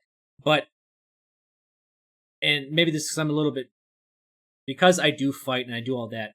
There's where rubber meets the road, and I want execution. Mm-hmm. Ideas and all this are great, and me personally, I want people to execute on these ideas because there's a lot of people that say a lot of different things, but as soon as they try something, it just doesn't. And Mike Tyson had a good line. It's like, you can come up with whatever plans you want until I punch you in the face, right? Like, Yeah. that's the truth. And so why I do like decision making, and this is why I kind of like, I really like, I do love Overwatch. It's that it's this mix and matchup of decision based mechanics and execution, like first person skill. Um, but I'm just saying, I'm just kind of calling out, like, look, guys, decision making is a little bit easier, and I don't want to say easy. I specifically say easier Mm-hmm. because it is like that's how abilities are designed in any game ever. So do you essentially feel like execution should be king? Like execution should be the be all and end all? Yeah, I mean, if you're making make a choice, I think execution and execution, mechanical or decision making, yes, because Mm-hmm. it's an FPS, I want you to actually have to physically do it. Mm-hmm. And that's how I think a lot of people feel about most FPS games or any type of competitive game where it's like execution heavy in nature. It's not like someone watches chess to see how the guy picks up or puts down the actual piece, Sure. right? It's the decision making that they watch on that one. But again, chess isn't an FPS. It's not a game where we're looking to say competitively like who's better at playing the genre, and that's where like abilities meet execution kind of meet, and it's not even that big of a. I don't want to say it's not that big of a deal, but it's like instead of meeting at 50-50, it's kind of like, oh, you know what, man, Overwatch is it more decision? It's actually more a little more mechanical. It's probably like 60-40, let's say, if I had to throw out a number. Um, It does sound then like it is like a balance thing. Like I said, it does sound like your gripe here, if I can call it that, is a sort of where the balance lies. Because like you said, you don't see chess as inherently less competitive because there's no execution there per se. I mean, executing your strategy, yes, but there's no, I suppose, mechanical input because that's chess. You said that, whereas FPS, you kind of, well, we're playing an FPS, so I expect the yes. the shooting to be sort of the execution. So again, this would go back to the couple. This is why I was asking those questions. This goes back to those couple of questions because, like, well, if it Mhm. wasn't marketed as an FPS, would you feel differently? And if it wasn't, um, if the decision making felt impactful, but the mechanics and the execution of those decisions was still the most important factor, would you feel different?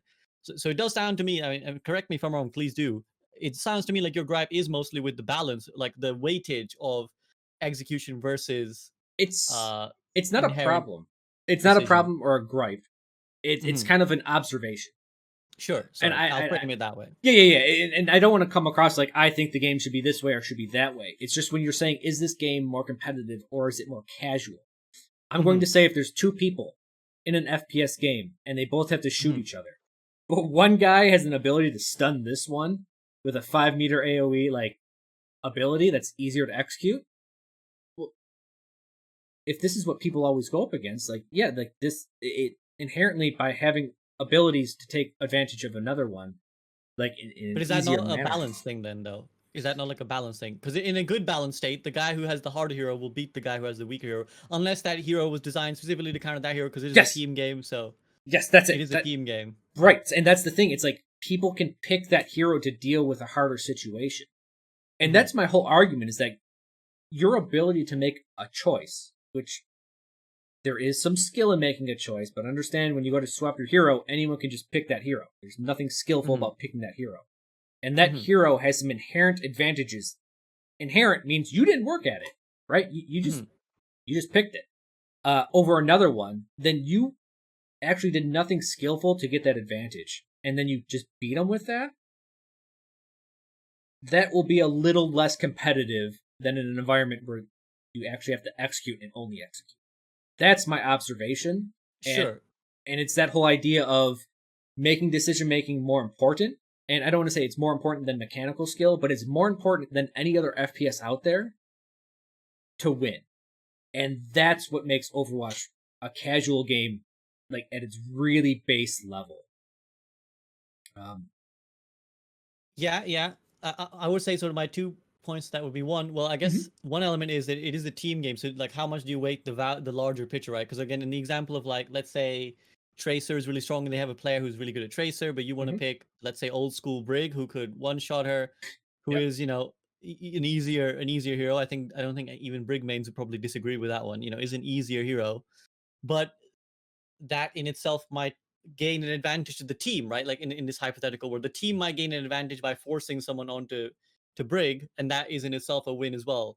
So correct. that's one, I suppose how much do you weight the team aspect of it? And the other thing I would say is again, you could make this argument to StarCraft as well, right? Where it's like certain units counter certain other units. Again, if we're using the term counter only as like a not like Yeah, a hard counter, but like an advantage counter. Um, like if you have roaches and I have immortals, well, peace be to you. Like I'm gonna win that fight. Or like if you have mutalisks and I have nothing that shoots up, you yes. win. But I guess this goes back to the deception argument that we spoke about Well, earlier, where at least there's some deception in StarCraft. and it's not even the deception part. It's as StarCraft, you actually have access to all those tools. Now, Right. it's one person controlling all those tools. So I'd say it's a little bit different of a context when you're a single person and you don't have that. And I know we're talking about team based play, but at the end of the day, you can't look, man, if you're playing tank and you're dealing with a tracer and you're like, I need my DPS to swap, like you literally can't do that, right? And I know it's team Mhm. based, and but then we're assuming people are listening to each other and all of that. Um, you don't have that option, so I would say it's slightly different. Um, when it's someone else like doing that, but I do agree with you that in a team based game, like what you're saying, like, oh, we wanted them to pick Brig, that's why we ran a tracer.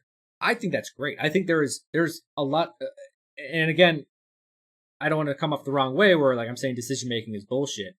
No, if you totally like outthink someone, that's great. I have no problem with that, but I want you to execute them. I don't want you guys just to Mhm. pick 5 heroes and you're like, GG, I win. And you just sit back. I went, okay, you pick the 5 heroes. You corner them with your choices. That's beautiful. I love that. And actually, like I would say, like I'll just Widowmaker. One big issue with her is she forces such a hard response, right? And that's kind of what you're getting Mhm. at. Is like, oh, I have to pick 3 heroes to deal with this one.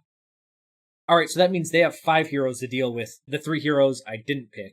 like the unknown variables, or just pick 5 of those heroes to deal with the 3 heroes I did pick. And that levering that type of advantage, no, I think that's actually beautiful. I love that part of the game. But again, if it's a decision only based game, that's cool. But if it's an execution heavy game, then I'm like, I want something more out of it. Like and that's the inherent nature of FPS, where it's just like, we all think it's a shooter, we're all expecting to shoot, and whether we know it or not, it's that we all think that we need to execute on it. Right? There's no getting around it. In FPS games, there's this idea of execution. And if you look at MOBAs, it's not that you can't execute, but execution's a little bit easier. I don't think there's any arguing that. There's just less to pick from, less to do. There's just less in general. And like clicking on a hero usually isn't a big issue. Unless you're playing the Warcraft 3 mod, in which case there's a joke with clicking on Bounty Hunter. Like, you can't click on them. But in Dota 2, there's, it's completely different because you can actually click on the hero and it's, tactile. It's easy. Not that there isn't execution in those games. It's just easier. And this is where I notice the highest amount of resistance is when I say something's easier. People think I mean easy. Like, it took them nothing. I'm not saying that. Decision making is quite important. And obviously, like Winston, I'm playing 4200 on the ladder right now. I clearly know the difference between a Winston that has good and bad decision making. Clearly, there's a skill to that. But when in an FPS and you're comparing it against other people that have to do the same decision making and shoot people well and take cover and all this other stuff, then at a certain point you just like, all right, I'll just say it. Like, yes, decision making is a little bit easier than mechanical skill, especially if we're talking about consistency. Because mechanical skill, like, that wax and wanes with, like, are you sick or not? How are you feeling that day? Like, how are you playing? Like, you can't always, like, no one's 100% headshot, right? Like, but decision making is like, I want to decide to go over there. It's hard for me to fuck that up. Now, if there's like 30 different decisions, then yes, that's when we start getting into complex things, because the more times you make someone make a decision, the more times they have of making a mistake, and you can leverage those mistakes. So that's another art form in itself, which is quite skillful. But again, I'm sorry, like, I apologize, but I put mechanical skill a little bit higher than all of that in the FPS genre. And again, that's not just because we classify Overwatch as an FPS. It's because we're shooting. Like, that's the majority of the game, is we're shooting people. Well, certainly for non-tank roles, yes. Yeah. I mean, Zarya, I will say, like, tracking, completely on board with tracking. That is definitely a skill, you know? In Hog, again, Hook is a bit big, but still somewhat skillful of execution. It's a larger skill, so obviously it's an ability, right? So it's larger, it's easier to do. It still takes something. And then just the shotgun, the second fire, right, man? You start making people eat that at 10 meters, like that. That's actually execution, right? That's tanks can definitely do with a bit of execution. Usually their execution is easier. It is not easy. So yeah, because obviously this goes then back to our original statement about Overwatch being, competitive versus casual. Do you think it's possible for that setup to be competitive, or just not at all? Like this inherent setup. I think think there's like a state where Overwatch could be competitive in that sense. Yes, there is. The problem I think Overwatch really has, decision make. It's like in an FPS, you can have decisions and mechanical skill and have things balanced and make it feel fair. The kicker with Overwatch is one of the things you can always swap heroes. That's enough. It's really hard to be like talking about balance, because someone can just easily swap to another hero and kind of just negate everything we just talked about, right? And it's like a whole new argument about that. But I think it can. I really think it can if it's balanced a little bit better.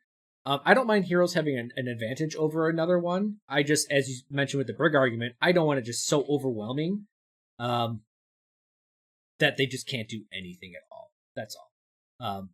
Like how Brig was at the start was complete bullshit. I'll agree with you on that one. Like, and her abilities, right? They're easier to execute on, and that's why a lot of tracer players and flankers in general were really upset. We're just like, this hero needs half of what I have, and they just completely dominate me. And to that point, yeah, it was way too excessive. We want to avoid that type of situation, and just be willingly to be honest with ourselves if that situation ever arises, and start a discussion about it and what we can change. It's So what would be your kind of, if you can kind of big picture summarize it, what would be your thing? Is that like, I want the game to move in a direction where FPS is sort of like more valued, that core mechanic is more valued, or? I would just basically. So that actually is. I don't even think that's part of this. I don't even want to comment on that a little bit because I'm just making observations. Like I have my personal feel of what I want the game to be, and Overwatch is pretty damn close at that. These arguments and these observations are for if we think the game is more competitive or more casual. Which way do I would like the game to go? When I think about balance and I think about all of this, you want to balance for all games at the 90%, like for the 90% skill set. Because you need people, and basically at top 500, especially at the Overwatch League level, to be able to define themselves to be better than everyone else. You want to have these high skill ceilings so people can be like, that guy's good. He is very good. He is doing some amazing things. And this is how a lot of games are designed. If you look at Brood War, that is all Brood War is. But for the rest of the 90% down, like they can still kind of get away with stuff. They can still do a lot of random things. Like the truth is balance doesn't matter too much for the lower ranks as long as it's not something super abusive. Because the truth is, we'll use Widowmaker, is you really can't design Widowmaker to not be used improperly. Or any tool in general. Like I cannot design a hammer for you to use it improperly. They'll always build a better idiot. Like, and I don't want to sound elitist and upset people, but that's the truth. Is like, you can't design a game for it not to be misused. So from that extent, like, yeah, like if they're just not doing things correctly at the lower SRs, there's not much you can do about it. But it's fine. Like they'll self-regulate. They'll still have fun, and that's just kind of part of the game. And that happens at all games. Like StarCraft 2 or StarCraft, like people don't use Zerglings right or Zealots right, or they're not doing specific strategies right. That's fine. They can still win every now and then, but that's why they're at their skill level, and kind of going from there. Again, me personally, I would like there to be a little less importance on decision making and more on execution, but I'm super biased. Right? Like I'm super biased. I come from an FPS background. I come from, and if you want to know how to take advantage of me on the ladder, guys, I sit on the flank and I duel people because I'm a duelist in nature. I'm a Quake player. I want to have a map. I want to have run around people. Like with Junkrat allows me to do that, and then I just want to beat someone with skill after map domination. But even the map domination, while it is a little bit decision making, it's heavy on execution. But again, like I said, I'm biased. I would love it if Overwatch moved a little bit towards that direction. But at the same point, like where I'm at right now, or where Overwatch is at right now, I think it's pretty damn good. Will they ever reach perfect balance in this genre? They can't because of hero swapping. They can't reach perfect balance. But I think right now, like I'm very happy with Overwatch right now. And for anyone that really gets upset about balance at any point in time of Overwatch, as a Junkrat player who's Junkrat being, it's not been the weakest hero every single season, but it's been down there. And I've been able to reach top 500 every single time. That is truth for all heroes across the game. If you are good enough at your hero, you can get the top 500. And as a hobbyist, and most of us are hobbyists, let's face it, that's really well balanced, right? And it doesn't matter what you go up against in most hero matchups, like even the worst matchups for Junkrat, like I still feel like I have a chance at getting them. And I would as long as most heroes feel that way in most situations, I would say we are on the proper track to doing things correct in this game, which we are. I think it's undoubtedly we are, and how we are. Yeah, there's a lot to touch on there. There's a lot to touch Yeah, on. sorry, but no, I just can't. I can't even remember all the like little points I wanted to riff off of. I think it's a very, maybe this is a very an obvious statement, but it's a very nuanced discussion. Like there's a lot of elements to it. I Mhm. think, especially when we compare to other games, I think the team element is a big factor in what confuses a lot of these things. Because I think like anytime you're looking at a 1v1 situation, I think a lot of these comes down to as well as like looking at it in a very like one-on-one kind of approach. It's like I Yes, should be able to outplay that person over there, yep, but that gets completely stripped away when when there's five other people in the equation, right? And there's like all these other responsibilities in place. Whereas again, comparing it to like a StarCraft, for example, it's like, well, it's a one-on-one game. There's nobody else around to influence any the things that are happening. So it's very clearly skill here. Who's like who's better theoretically? You can have that fight. Whereas in Overwatch, like in fact, I actually whenever I coach people and stuff, I always say like Overwatch is all about creating unfair advantages. It's actually all about yes, um leveraging unfairness. And you're not trying to take a fair one-on-one fight. You want to take a fight where you'll win. You want to take the one-on-one where you've got the leg up and you'll beat the other person. yeah, So yeah, I mean all these factors complicate it. I guess it's a philosophical where you landed in the day is a philosophical perspective, right? It's like, well, what do you want from the game? I guess there's no. And again, when you say simpler, I don't think you mean that as a disparaging way. I think you just mean it's like no, my philosophy would put it here, but this is where we are. Um, correct. And so just yeah, go yeah, ahead. simpler. Simple is used as like a really bad term. So again, I've fought a lot in life, and I fought different styles, and I've trained different styles, and I've been part of complicated styles that seem superior. They said they were superior, and then you look at boxing. Boxing's super fucking simple, and you know what? They're gonna whip your ass because it's simple. Simple is great. Simple is actually a higher compliment than I could ever give something, because it's stripping away all of the unneeded, all of the bullshit, and it's just like it's just what it needs to do and nothing more. And I think there's so much beauty in that simpleness. And that's when I say Overwatch is a simple game. Like the heroes are designed in very simple ways.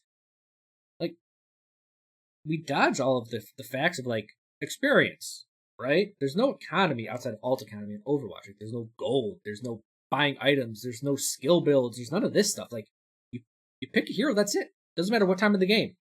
You get what you get, and simple is good. Um, that's it. End of statement. I didn't know where I was going Sure, with that sure. one. No, But that makes sense. It reminds me of some sort of like I'm gonna horribly misphrase it or paraphrase it, but there's like an Oscar Wilde quote about beauty is the greatest form of genius because it needs no explanation, right? So it's like that's what that reminded me of, where it's like simple is yeah, just like I guess the best form of genius because it's like, well, it just speaks for itself, it just it does what it does. yeah, Yeah, I mean, yeah, I'm just trying to think where to go from here now because we went a long. that's the problem with discussion this topic. And I know, like I can see your chat, and they're some of them are upset. But I'm Well, I used mean, to. I what I come would off say to as that is, elitist. go ahead, I come off as elitist. Sorry to speak over you. go ahead. I know I come off as very elitist, and I sound like I'm like fucking pros are the best. It's about shooting faces. Everyone else sucks. Don't worry about decision making. You're all scrubs. Like, and I don't want to come off that way at all. It's just a very realistic and down to earth approach at game design is really what I focus on. Like I study, and I kind of missed. Again, I'm older, so I kind of missed the whole hey game design is a job. I was like 15 years too old on that one. That wasn't even a concept when I was growing up. The fact that you're here and I'm here and like we both make money off of Twitch talking about video games wasn't even a fucking concept back then. Hmm. So from a game design point of view, it's like there's nothing wrong with making abilities in the game or anything like that, or favoring ability or decision making over other things. But you can definitely see, and I can link my first blog post where I'm like, after StarCraft Brood War, you see a lot of accessibility and making mechanics easier. And I do think StarCraft Brood War really put the fear in a lot of devs of just like, look at these players and how they can execute, and understand there is no hope for anyone that ever went up against them. That with like even a good skill level, like they are going to dunk on them, and it made people feel like crap playing the game. Like it, unless you're super hardcore, you're never going to play StarCraft Brood War. Like super hardcore. Just because what you're going up against, there's no hope to God except for being better than them. But in Overwatch, that's not the case. We can just pick it up and be like, that guy is better than me, but I can pick this hero, I can make these decisions, and I can get the advantage over here. And again, I love that in a game. But if Yeah, I guess yeah, when we're talking pure competitiveness, yeah, in an ideal scenario, like someone is better than someone else, 9 times out of 10 they should win, I suppose, which is what happens in a StarCraft, right? Like yeah, someone's better than someone, 9 times out of 10 they'll beat that person. Whereas obviously, but again, the team-based nature of Overwatch complicates this, right? Because you might be better than, let's say you're playing Tracer, you might be better than yep, their Tracer. Are you better than their Ana? Or like, are you better than like, who are you competing with, right? It's like, you could be like, I'm better than their Tracer, but they won and I lost because their teammates are all better than my teammates. Or you might be yep, like, well, I'm better than their Tracer, but I wasn't better than their Ana and I couldn't outplay her and she kept sleeping me. Or like all these things complicated. So that I suppose return of what we're talking about when we think pure competitiveness, where skill to reward would be a straight line diagonal up, yep. isn't necessarily there. Right, and Wasn't and always there. and I think like that does add depth to the game. It's a lot like Go, where it's like, oh, if I or any of like kind of like grand strategy combat stuff, where it's like, okay, my left flank is stronger than your right flank, so it's on the same side. But like I'm weaker over here, so how do I leverage this so I win? Right, it's more about like understanding where your team's weak and where you're strong, and trying to make a mismatch, and that's like this is what football coaches or sorry, you're European, right? Or actually, I don't know where you're I know from. what you mean. I know what you. Yeah, I'm Yeah, from the UK, so I know when okay, you're saying football, you mean American yeah, I football. mean American football. Like this is what American football is like a lot about, is trying to get these mismatches. How about this hockey? That's universal. Hockey does that too. They try to make a mismatch with the lines because you're trying to sub. You got three main lines, and you're trying to sub people in and out actively, and you try to get like this mismatch where like they can't sub right now. Do this because I know my players are better than them on this side of the on the rink, and then we can win with that. Yeah, no.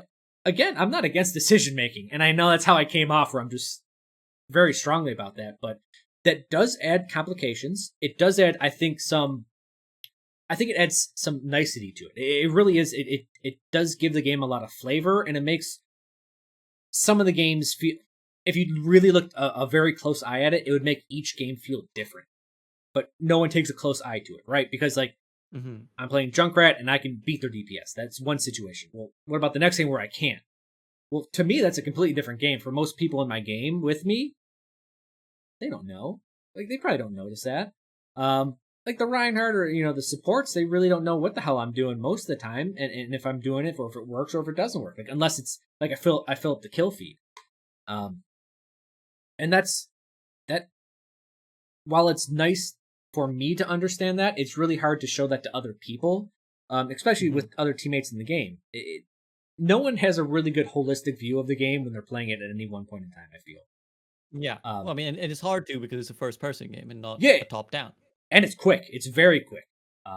Like you don't even know. Like yeah, like you said, FPS man. Like your left flank could get pushed in, and you're Reinhardt. And you're just pushing forward, and for 2 seconds, you've actually overextended a little bit too far. They wrapped on you. You're toast, and it's like, well, shit. Like that's, and there's nothing wrong with that. Like I think that's great. I think we're just kind of talking about like what makes the game nice now. Um, Which is, I'm sure that if there's any devs listening, then that's a nice change for them as well. Um, yeah, I think the devs get too much shit, and I think a lot of content creators, I'm not throwing any punches, but like they'll be like, Overwatch is a great game, but, and I'm just like, just say it's a great game. Like don't try to bring this stuff down on them. I know there's things that aren't perfect, but for the most part, man, we're doing great. Like really, I know everyone's like the game's stagnant right now. They want content, yada yada yada. I'm about playing a game for a very long time and getting very good at it and just enjoying it.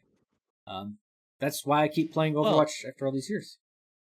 yeah, I mean, what I was going to say, and this actually leads nicely to another thing I wanted to add, because you were saying like some of your chat are angry at me, but well, what I would say to that is, first of all, I think I always want healthy discussion. That's kind of why I host so many debates and stuff. Is Hmm. inherently the disagreements in the chat are not a bad thing. I think we're all gonna have different perspectives. When I have takes, my chat half the time is against me as well. They're Yeah. like, what are you talking about, SVB? Like, you're talking out of your ass. Like, you don't know what you're talking about. Like, this stat is wrong. So I think some people in chat will disagree with something I say, something you say. Some people will agree. I think that's the nature. That's the good thing. And I think that's what I would add to the content creator point as well. Is like, I'm all for a healthy diversity of opinion, right? I don't have to agree with everything every other content creator says, but Hmm. I'm down if one of them wants to be more critical and one of them wants to be more positive. Like, we need both. We need content creators, or just voices. I suppose it doesn't have to be content creators. We need voices that are positive and go to the devs and say, hey guys, you're doing this job. You did this really well. Like, congratulations. And we need people to be like, hey, you could do this better. Just like think about this, and like that's how you improve the game. So it's a bit of a fluffy philosophical point, but I'm Right. down for different opinions, basically. Yeah, no, I'm definitely like if you want to tear apart my arguments, actually that's why I started doing blog posts. What was one it's selfish in nature. I just want to get my ideas down so I kind of forget about them. I don't have to worry about thinking about them. But two, people can actually like look at it, understand it, and just be like, this is why you're wrong. And I'd be like, all right, cool. Like I actually want more I think in Overwatch if we had more conversations or I don't even say like debates, but yeah, like just more talking would really help us because man, we talked about intention earlier. Everyone has a different way to look at the game. Everyone has different intentions or what they want out of it, and you can't make everyone happy, right? They're going to be picking what's best for Blizzard as a whole and what they think is best for the community as a whole.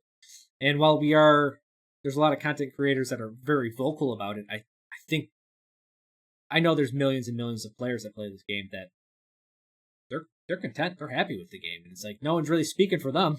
Um, But that's what Overwatch, or I should say, what Blizzard's getting from the data they can probably, data we can't see and they can. Um, or like, man, yeah, like, Well, hmm? yeah, I mean, again, it all just goes down to this thing. Like, I think Overwatch, probably more so than any game I can think of, is trying to balance different expectations. I think that's really, I mean, maybe that's not a fair thing to say because I don't know that many other games, but whenever I think of like other games, is like, Overwatch is trying to be so many things to so many different types of people, and I guess that's what it's trying Yes, to do as well. That's what it wants to do even more with Overwatch too, right? It wants to bring in an even wider array of people. I think that's why we often have. I mean, every community has its moments like this. I don't think we're really exceptional in that sense. Like, every community has whinings about balance and philosophical approaches and stuff, but I think we just have a lot of people approaching it with very different mentalities, right? Like, you have a certain type of mentality of like what not even what you demand the game should be, but like what if you were designing the game, hmm, this would be like more of the emphasis, right? Compared to someone else who's like, well, I'd emphasize it this way, and then again, that's kind of what we speak to right now, where so there's like a lot of people who are very content with the game right now, and this is actually something I've been trying to analyze a lot. I'm trying to really figure out right now, like, who is happy with the game right now, like who's playing, like what's the typical person, not that there even could be such a thing, but who's the typical person playing Overwatch right now. And I think like it comes down to, again, expectation. Like, I yeah, had a discussion recently about, it was called the Great Jeff Debate, and we were talking about, one of the things that came up for a lot of the debate was financial models, right? And like what the financial model could be for Overwatch 2. And there's a lot of like push in the content creator community particularly to go free to play. And again, it was like, well, free to play makes sense for if you want the game to be a live service multiplayer chart topper, right? Like, if you wanted to hmm, compete with the Fortnite, if you wanted to compete with Apex, it makes perfect sense because FPS allows more people to come play. It allows people to try it without investing the money first, right? yes, And the constant content allows, it gives content creators something to do. It gives new players something to constantly come back, like casual players something to constantly come back for, right? Because I think one thing that casual players always do, they don't tend to sit and grind the game. They kind of play the nope, new thing and then off they go, and then they'll come back and they'll play the new thing again. So like, it works for all those, but again, I was trying to figure out like, well, where's the resistance coming from? Where's the people who don't like free to play, for example. I don't. And a lot of like, and I would absolutely love to hear your Yeah. opinion on that in a sec. But just to finish the point, what I say, a lot of where it came from in my chats and YouTube comments and stuff was the people who are just content with the game as is. Basically, they're happy. They don't need the game to be a chart-topping, huge player base. They don't need it to have 50 million people actively playing it, whatever, whatever the number is. They don't need it to be number one on Twitch.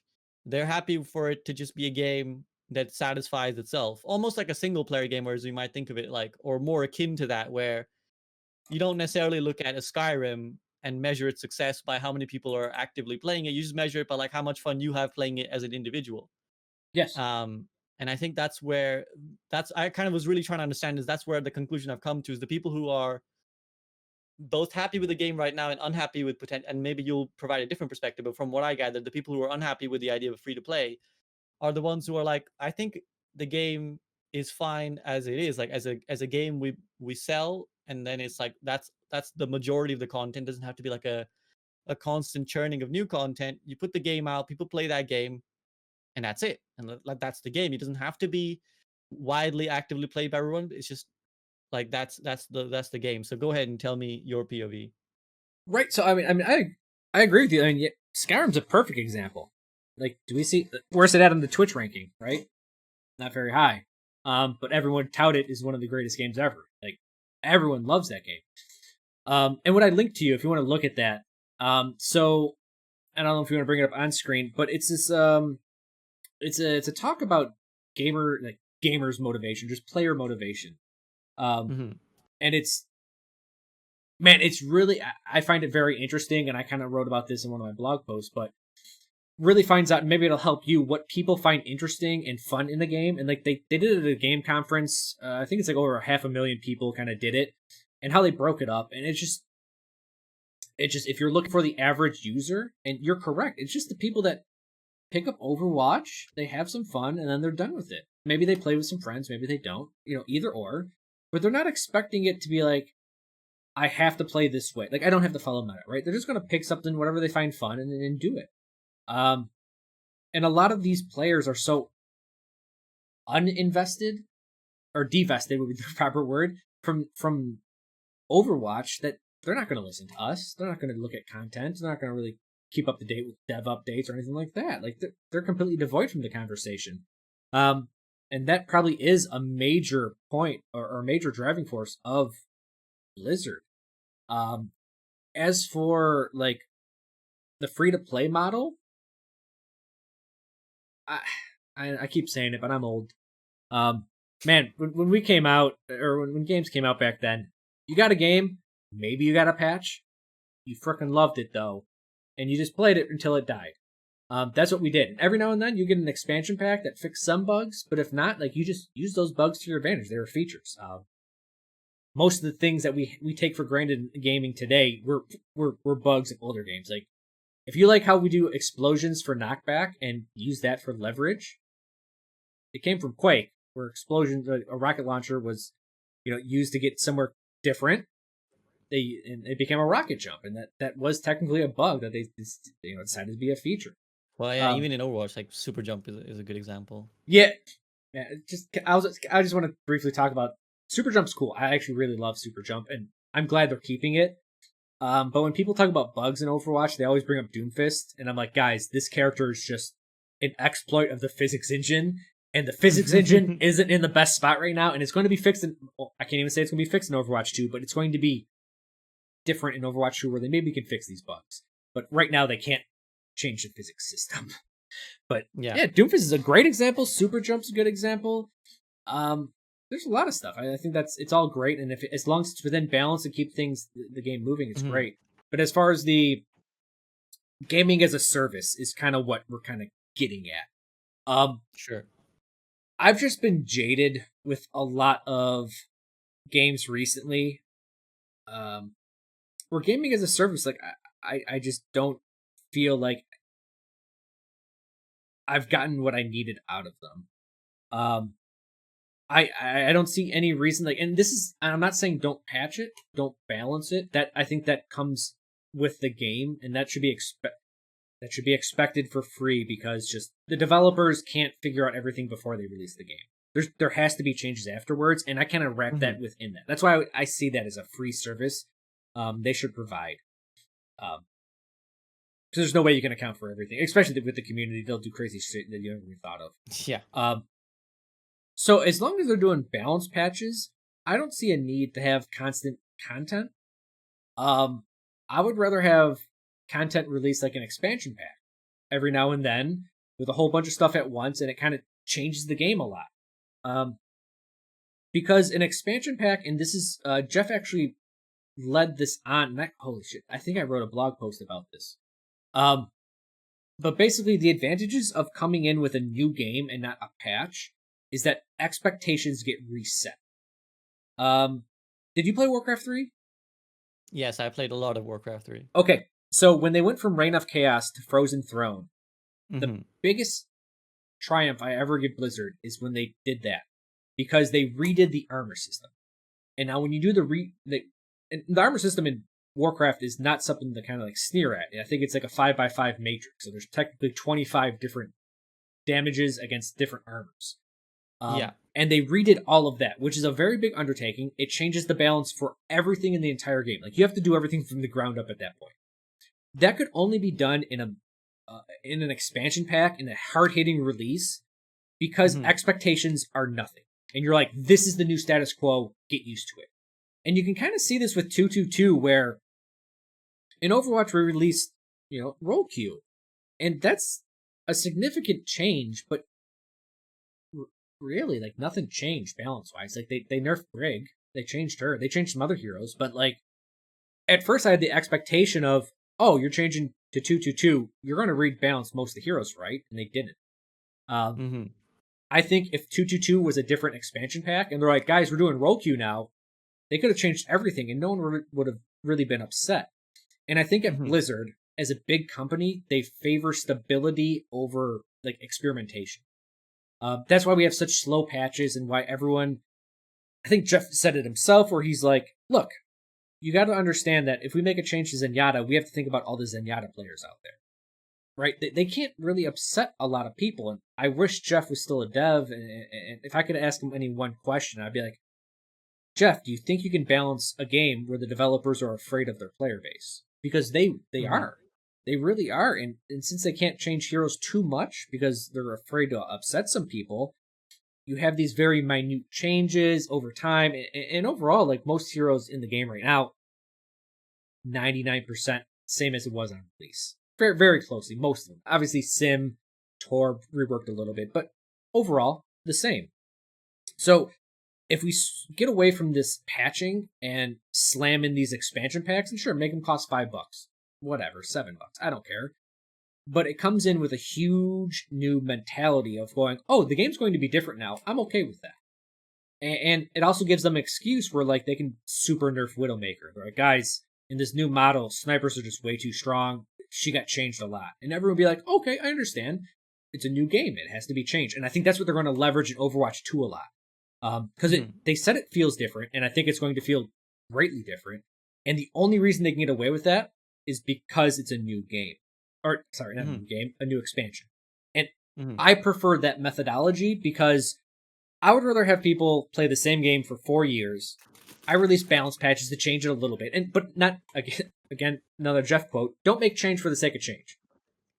You just keep it balanced, make sure everything's going fine, and then you release a whole bunch of new content, right? Release 10 new heroes, 10 new maps, all these different types, make everyone relearn the game again, and then let it go on, continue for another couple years, and then release another expansion pack. And you can really hit hard with big changes, and really leverage that mechanic. Now, I understand coming from, like, gaming as a service, and people want to make that, it's that sweet, sweet monthly money, man.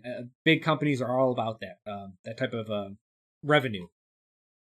But I'm more of I'm more of an idealist when it comes to that, like more of an artist, where I'm like, gaming should be about the game, nothing else. And I know that's a fairy tale type look at things right now. Well, I mean, it's interesting. It definitely feels very old school to me. It feels like a very old school mentality. And this is something I wanted to relate to when you said when you mentioned modding as well. I wonder if the culture of gaming is too different now for that to work the way you're kind of hoping for it to work. Because what I would say to that is, this is something. Let me first say my piece about modding, and then I want to vibe off this as well. I actually had a discussion with the workshop devs, Dan and Zach. I was fortunate enough that they gave me an hour of their time to talk to on a podcast like this. And I said to them, like, one of the great things about the workshop is it opens up like a sort of modding kind of aspect of Overwatch where people Hmm. could mod and make their own modes. And they were like, yeah, we're very excited that maybe someday someone will create like a new genre, like a new MOBA, like with Yes. with Overwatch. But then one of the things we got to discussing was, is modding culture out of date in a way? Like, we kind of look back at what the wonders that Warcraft 3 modding did. In a way, they came out of a necessity or like a constraint. With the constraint was we paid $30 for a game, and that's it. Like, we don't have an unlimited number of amount of money, particularly if you're like a teen or whatever. You don't have an unlimited amount of money to churn out on new game, new game, new game. So when you get a $30 game that's an RTS, but you also want to play the first person shooter kind of game that all your like other people are playing and you think is cool, but also costs $30. Well, you don't pay 30 quid. You just make it in the game you already own, right? You make a budget version and then you kind of experiment with it and you play around with it. Hmm. And like that element of almost guerrilla warfare that came with modding, right? Where it's like, we don't have the tools to, and also I guess software development is different too, right? It's like people Yes. didn't necessarily have the tools to make their own from scratch game that they do now. Like, now people have much more access to just make their own game. But back then, you were like thankful to the devs that they gave you all the elements of their game and let you mess around with them. Yep.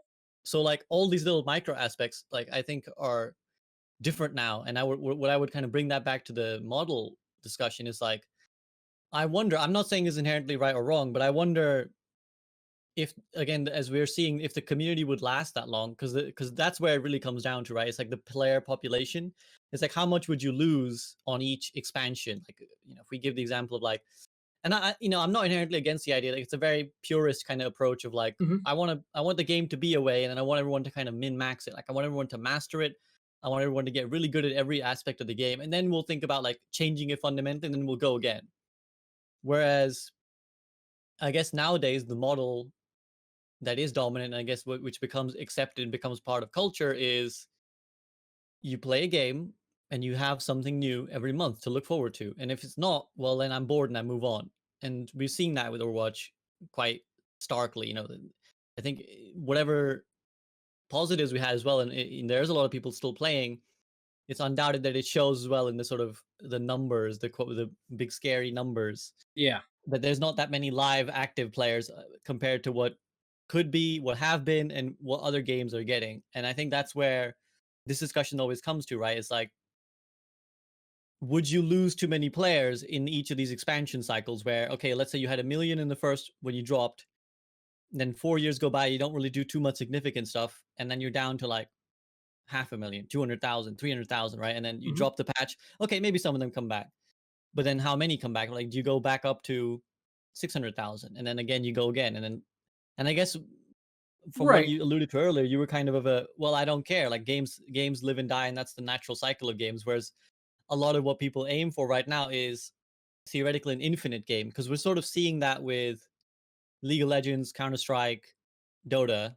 They are like near, at least in gaming, such a relatively short history, that they are Yeah. near infinite games, right? They have been going and show no signs right now of stopping, and I guess that's what everyone's aiming for.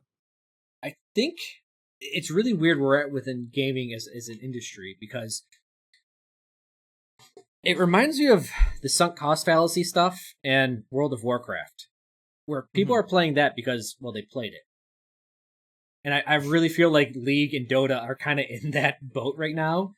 And as long as they keep on getting players to keep playing by releasing more and more updates, and they keep the game interesting, it does seem like it's the best of both worlds because you're like, all right, these people are invested in the long term, and they're going to keep on playing it because one, they want to get better and get like master it, but also they're getting new content, so they have no reason to go elsewhere.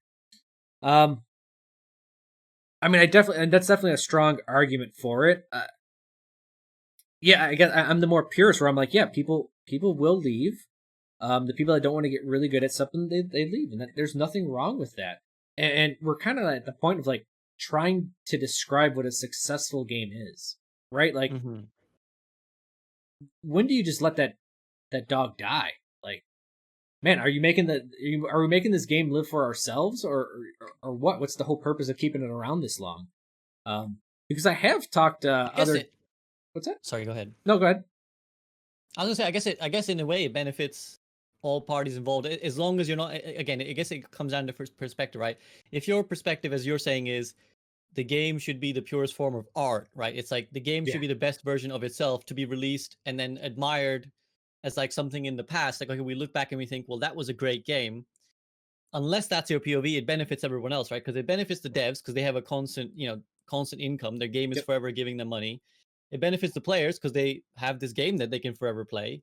And of course, this is where I suppose the cynic would say it benefits the content creators because they don't have to like jump ship to a new game. They just keep playing that game, keep expanding on their audience. They keep making money. Everybody's happy. yeah. No, I mean that. Yeah, if that's how you define a successful game, then yeah, I mean, as long as you want to keep on playing that game, like there's nothing wrong with that. Yeah, like there's no like negative aspects of it. Um, yeah, I mean, Yeah, unless we get to this sort of philosophical viewpoint of like, well, but what if we view the game as an art or like its best version of itself, right? right, but then I mean that changes with time, right? The best version of Mm-hmm. itself, like what is it? That's a fucking question, man, right? And there's probably no right answer for that one. Sure. I'd like to skip the skip the whole conversation because man, you could definitely just chill on that for the longest times. Yeah, because then you start arguing art and shit like that. Yeah, yeah. Yeah, no, I mean, it really is just maybe I just have an older type mentality where I'm just like, yeah, that's you do it. You don't like it, you don't like it anymore, and you're done with it. It's not on them to make you like the game any more than you should. But I do agree, and I've talked a lot to some other developers about. I brought up the original Zelda, and actually specifically Zelda 2, and I don't know if you ever played that one for the Nintendo. I was Yeah, I like, don't think I have.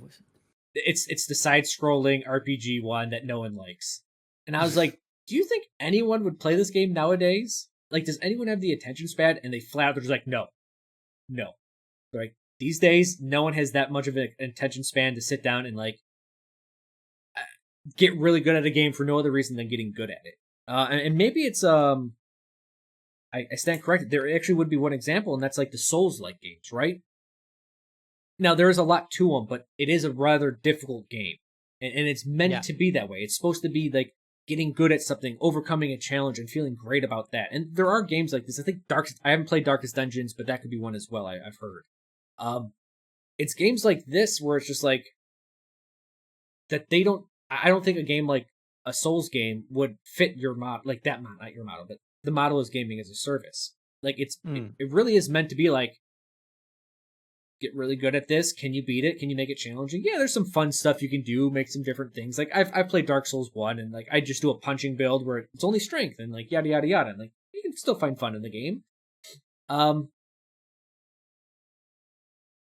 yeah, it's like that I guess that's the one type of thing where like it really comes down to the player and their attention span or how much they want to put into it.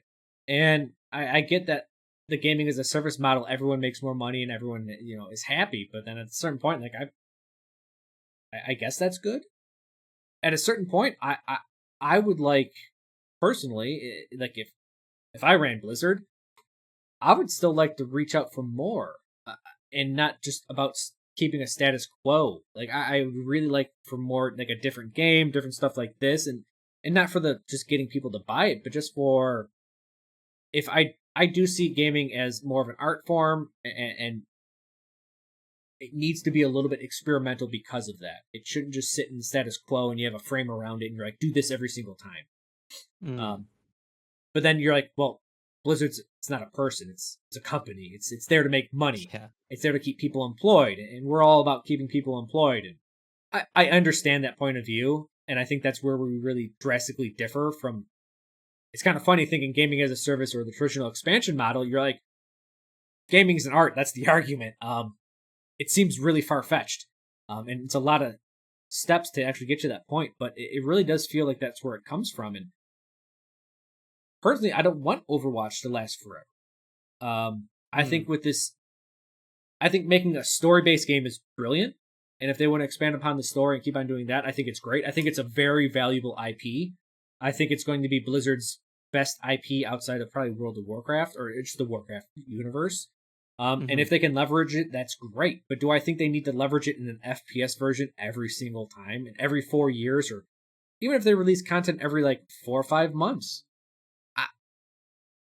I don't want it to die that slow of a death. Like, I would rather just have it go out in a blaze of glory. Like, release this expansion pack.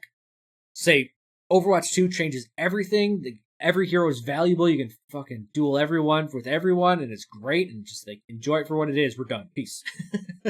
Like, they'll balance it a little bit, but they're like, we have some ideas for some other great games that involve, Overwatch IP, and we're going to go with it from there.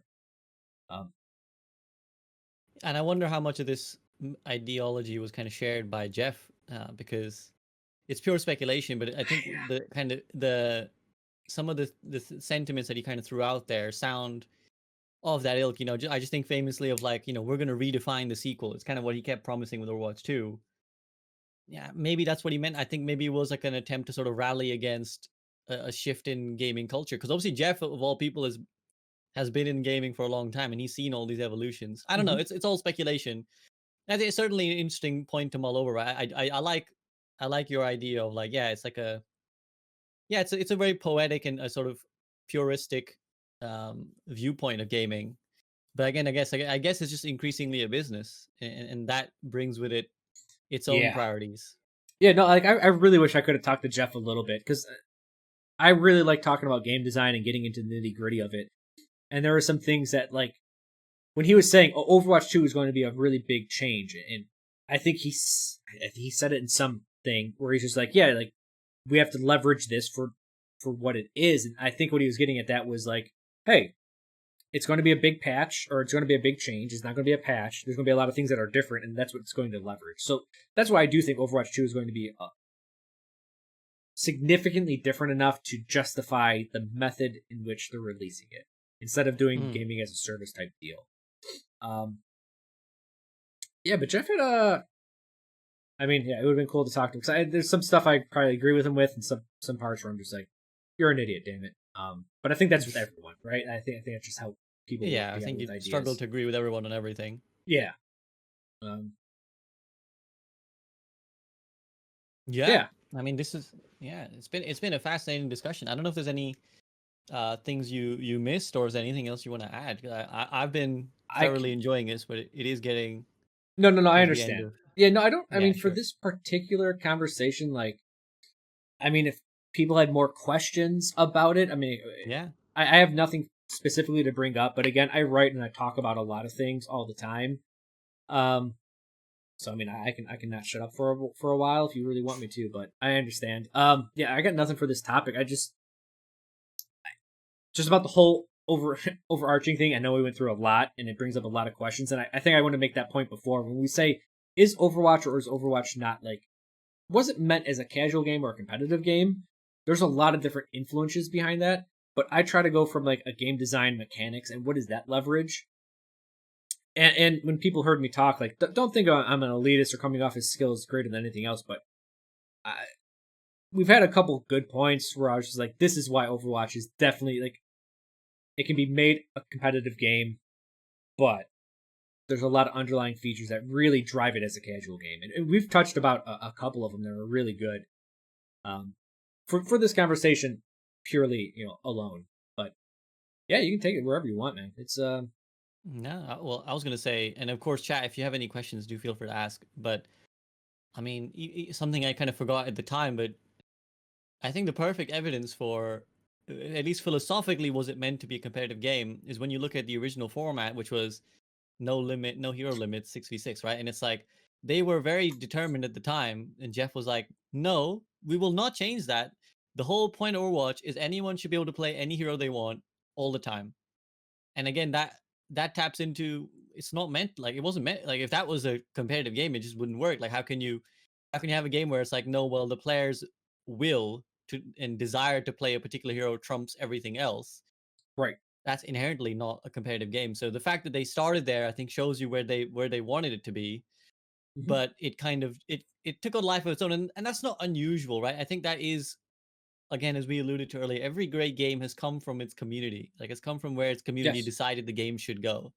And I think that's another thing that's kind of a little bit lacking in games these days. Not to sound like too much of a old man yelling at the cloud, but like, I think the value of like the community deciding our game should be like this is a little bit missed out. Because Ye players don't tend to have that much control over their own games as they once, I suppose, did with the ability to mod and I'm host their own games. 100% with you. Yeah, with the move away from like I call it gaming parenting. They're dictating how we play, and we do have a little. We have a lot less. We have a lot less say as players in the game now, and that is actually one thing for the pick ban system is that it gives players Autonomy, yeah. yeah, it has something that we can do because right now we're like as a Junkrat player right now, I'll just say like some days are garbage. Like I have to work so damn hard against Tracer, Echo, Widow, just like really, really tough matchups. And I'm at the end of the day, I can't be like, well, I'll just ban them out next time, right? Or I'll do this different next time. It's I kind of sit back and I'm like, hope Blizzard does something because man, I would love to play the game like I wanted to. And talk about Overwatch philosophy. Just one thing that always bugged me was like, if you pick a hero and I pick a hero, now your hero beats mine naturally. Okay, so you pick hero A, I pick hero B, and then you whip my ass. I'm like, oh shit, I gotta pick hero C. And then you're like, oh man, I'm really weak against C. I gotta pick hero D. And it's like, at what point do either one of us get to play the game we wanted to play? like, like for a successful game, like a player would be able to play it and find enjoyment in it. I think that's like as low as a bar, and not low, but that's as simple as we can put it. I mean, yeah, that's what the pro meta becomes, right? It's like, what when we remove that A versus B versus C, what do we get left with? That's kind of what the meta is like. What is the thing that is least A Bable, like, in that Yes, sense? Like, what's and the then thing that can master be that. least done? Yep. Yeah, exactly. Yeah, you're So spot we on, have a man. couple of questions here. If it's a casual game, what does that mean for how we should approach it, or what we should ask of the devs? I guess just have lower expectations for what like the competitive side of it should be, right? Like, if it's not meant to be a competitive game, then this is why I said I kind of had a tweet about this, and I was a phase where I was kind of encouraging everyone to shift their mentality and like stop complaining so much about like the nitpicking of the balancing, for example. If you change your viewpoint that it wasn't never meant to be this perfect esport. Problem is obviously where I would say is, again, the problem, quote unquote, is that the devs have never been super clear on what they view it as. Like, they've never been like, we think it's competitive, we think it's casual. Like, they just like, they're always like, we like everybody, we want it to be everything for everyone. So that's where it becomes difficult for our communication with the devs. But yeah, I would just say like, have sometimes I always take a step back and I'm like, okay, yeah, I'm mad about this thing, but what do they really even like? Was that even in their mind? Like, do they really, is that their priority? No, probably not. So why am I so mad about it? I think that's a really good point. Is try to take it more from their point of view. If I think me and you agree, and that doesn't mean that is the right answer, but I think both of us see kind of eye to eye that Overwatch is meant to be a casual game. That does not mean you can't play it competitively. It just means as a player playing the game, understand how you take it, especially if you're taking it competitively, is not how people see like the way the direction of the game should go. So if you're really upset about something and you're like at the highest level, like let's just say Tracer beats everyone, you kind of got to eat that bullet because you can't. They're looking at it. We're like, well, Tracer's fine at the lower, like up until 4100, Tracer's great. Like she's very well balanced. Mm. You just kind of have to weigh your opinion against the greater the greater good, if you will, or the greater community at whole, and understand that what you're saying is probably right. Don't feel bad about it. Like, don't feel like people are shitting on you and your opinion's wrong. Just understand that their priorities are a little bit different than what you have, and just understand that. And understand that if you're going to be playing a game competitively and whatever, however you decide to play it, you may come up with the challenges that you cannot look for help elsewhere. You have to look at yourself. Don't look at your teammates. Don't look at the enemy team for fucking helping you. They're not going to do that. Like, just be like, all right, I have to do something this way. Just on a personal note, like when I first started playing Junkrat, there were seasons when I only flanked. There was a season when I would actually go only on a close flank. I would shoot once and try to get a pick, and then I would retreat, and that's all I did. I separated things into seasons because I know from teaching and martial arts and all this stuff, you can't just try something once and think you understood it. You can't try something for a couple of weeks and think you've understood it. You have to do it for months, and then you have some actually ground on if it works or not. So, I mean, seasons, I only played long range, I only played short range. I've done everything I could to explore the hero as a specialist and as someone that's supposed to, like, understand everything about the hero. So that, and actually it's really come up these days where it's like I'm up against Double Sniper or Echo Tracer or something like that, and it's like, what did I learn? Like, what did I put into the game that I got out of it that I can now use? And because I approached it from such a educational standpoint, I didn't take the losses bad. I didn't take the wins bad. Like, I just took it as it was. So I would say maybe if we're seeing this as a casual game, maybe just focus on education, getting better, understanding more of the game at a root level, and then proceed from there. And then see what your opinion is. Maybe then you're not like, Tracer's a piece of shit. Maybe your opinion's like, all right, I have to do something really crazy to really deal with this Tracer, or play completely different than I never thought of before. You're a StarCraft player, so if you ever look at StarCraft meta, like the man, I can't even say the word. Bonnois of StarCraft Brood War. Yeah, Bonjour, yeah. Bonjour, there we go. I was missing that accent. It's the set of people that redefined how the game has been looked at completely. And it wasn't that people didn't play that way before, it's because they thought that way and they had the skill to execute at the highest level to make that change to affect the game forever. I'm not saying you have to be that, and that's a lot to ask, but understand that still exists out there, and you have to be open to it. Yeah, just to expand, guys, it just means, like, I believe it stands for greatest of all, like, it's the equivalent of greatest all time in Korean, I believe the term. Yeah, it's like legendary player, something like that. Legendary warrior or something like that. Like, but basically it's like GOAT.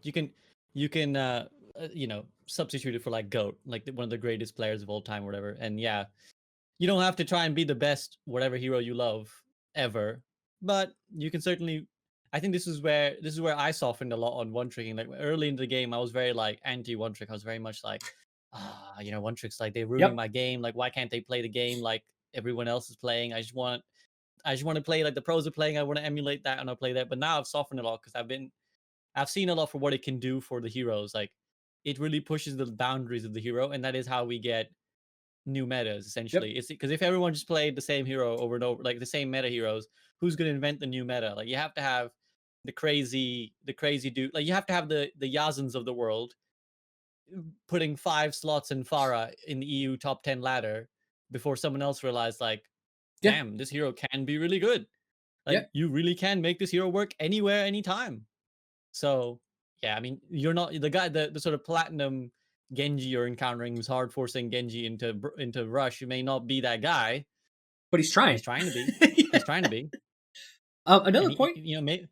Go ahead. Sorry, you should look up on why left-handed people exist.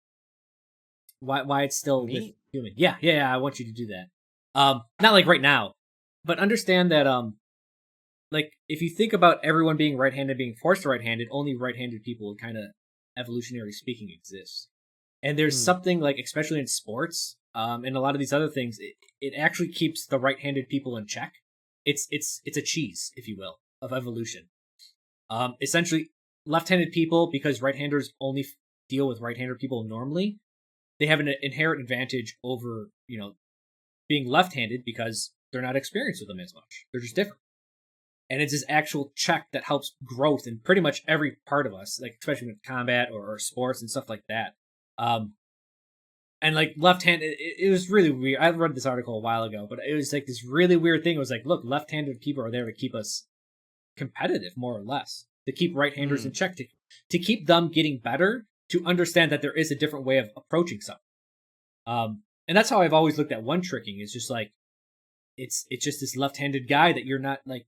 If you think baseball, left-handed hitters or left-handed pitchers have a natural advantage over righties just because you're not doing them as much. You're not as experienced with them as possible. So Yeah, sorry I for mean, the tangent, but it's weird. No, that's a cool thing. I should definitely look into that. It's not really something I've actively thought of, but yeah, it's another thing in soccer as well, as you guys would call it. Like there's a lot of like left-footed players that um people often talk about that, like, and you can sort of you see people play around with that idea as well, where you have like left-footed people on the right side so that they're cutting inside on their favorite foot and it kind of throws defenders off and stuff like that. So yeah, it's definitely like a very prevalent concept, I think, Mhm. whatever medium we're looking at. Yep. Yeah, okay, so we got another question that says, how should competitive handle the report system? Should it be more strict? Question mark. One tricks? Question mark. Oh man. I mean, I Go ahead. obviously Crow's Bryce, so I'll speak in a way. I don't. Again, I've softened a lot on one tricks. I don't think you can ban one tricks until you define what competitive is. Like, how can you like report or make one tricking reportable when nowhere did you say in competitive that you have to play the meta or you have to play these 6 heroes, right? No, it doesn't say that anywhere. And when you click the competitive and you queue up for whatever hero, so why would you ever punish like one tricking like that? And again, we've already discussed like the potential benefits of what one tricking brings, but like, let's say you had a 6v6 mode that you queued up for, and then someone picked a hero that was completely against your team and they weren't they weren't coordinating it or trying to make it work. Now you have grounds to say, okay, well, this is meant to be the team game where we all come together to make some sort of coordinated comp, and this person refused to do so. I don't know if that's specifically what you were asking, OCD, but that's what I would say to that on the question of one tricks question mark. Man, so I've just been around long enough in Overwatch where people just like, I'm like Thanos and just this freaking inevitability, and they're just like, you got Crow on your team this time. Tough luck. Um, with that whole concept of banning one tricks, what it comes down to is even if the developers said how the game should be played or shouldn't be played, it comes down to why is what you say so correct that someone else can't play the game? Because Mm. if I have a 5 stack and you're playing Zenyatta, and the 5 stack goes, we have 5 people. We believe to play Zenyatta correctly. You have to jump off the map. Jump off the map or you're banned. Right? That's all you're doing with one tricks, is that you're saying, like, look, everyone else says you can't do this. So stop doing it, or you can't play the game at all. And that's really all it is. Because who can really say what's... And at that point, you're like, well, now you're dictating how to play the game. And now we can be more picky about it and just be like, oh, you went left instead of going right on this flank? That's throwing. Now I can report you. Oh, you healed a support instead of healing the tank? Well, no, like, you start questioning everyone's decisions, and at a certain point, you just gotta, like, step back and be like, why the hell are we just trying to tell everyone how to do everything at every point in time? And I think that at the beginning of Overwatch is a main point of toxicity.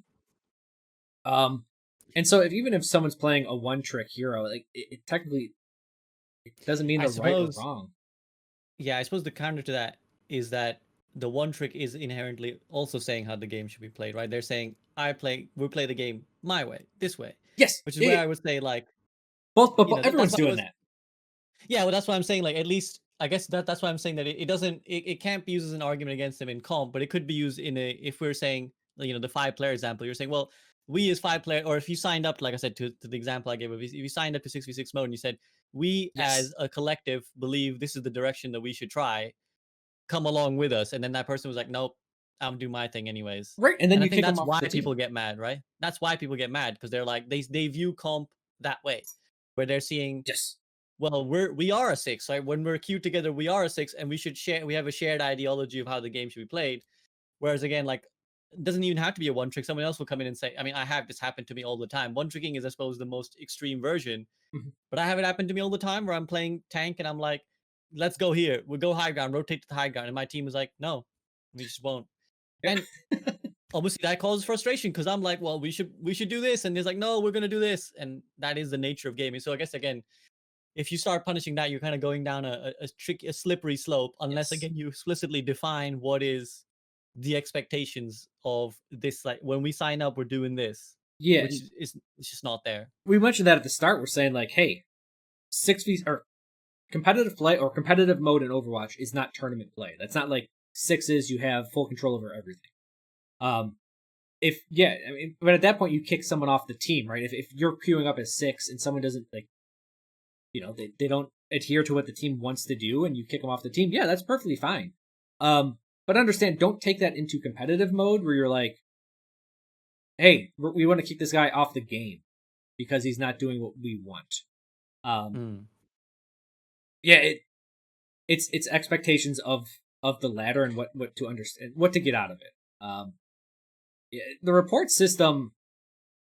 So I'm good buddies with Fuey, 500, and I don't know if you know who he is, but he's like the original one trick that got banned. And he's the guy that actually, I believe it was it Pine or Wanted?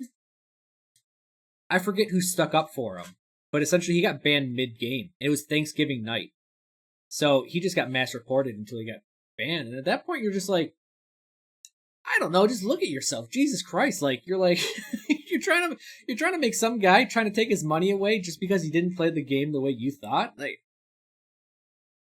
it's a very dangerous, it's very slippery slope, as you said. Use it to report hackers and like racists and just people that are just generally bad human beings. Yeah. Don't do it to push your own personal opinion on how the game is played, because again, we mentioned this before in this conversation, is no one knows how Overwatch should be like played overall. Like things can change on a dime. Meta could change overnight. We don't know. Like the next, like how they ran Sim this weekend. No one would have expected that shit. You play Sim, you could get banned if you were one tricking it. And now we're like, Yeah. oh my god, Sim could be one of the strongest heroes in the game, and nothing changed except perception.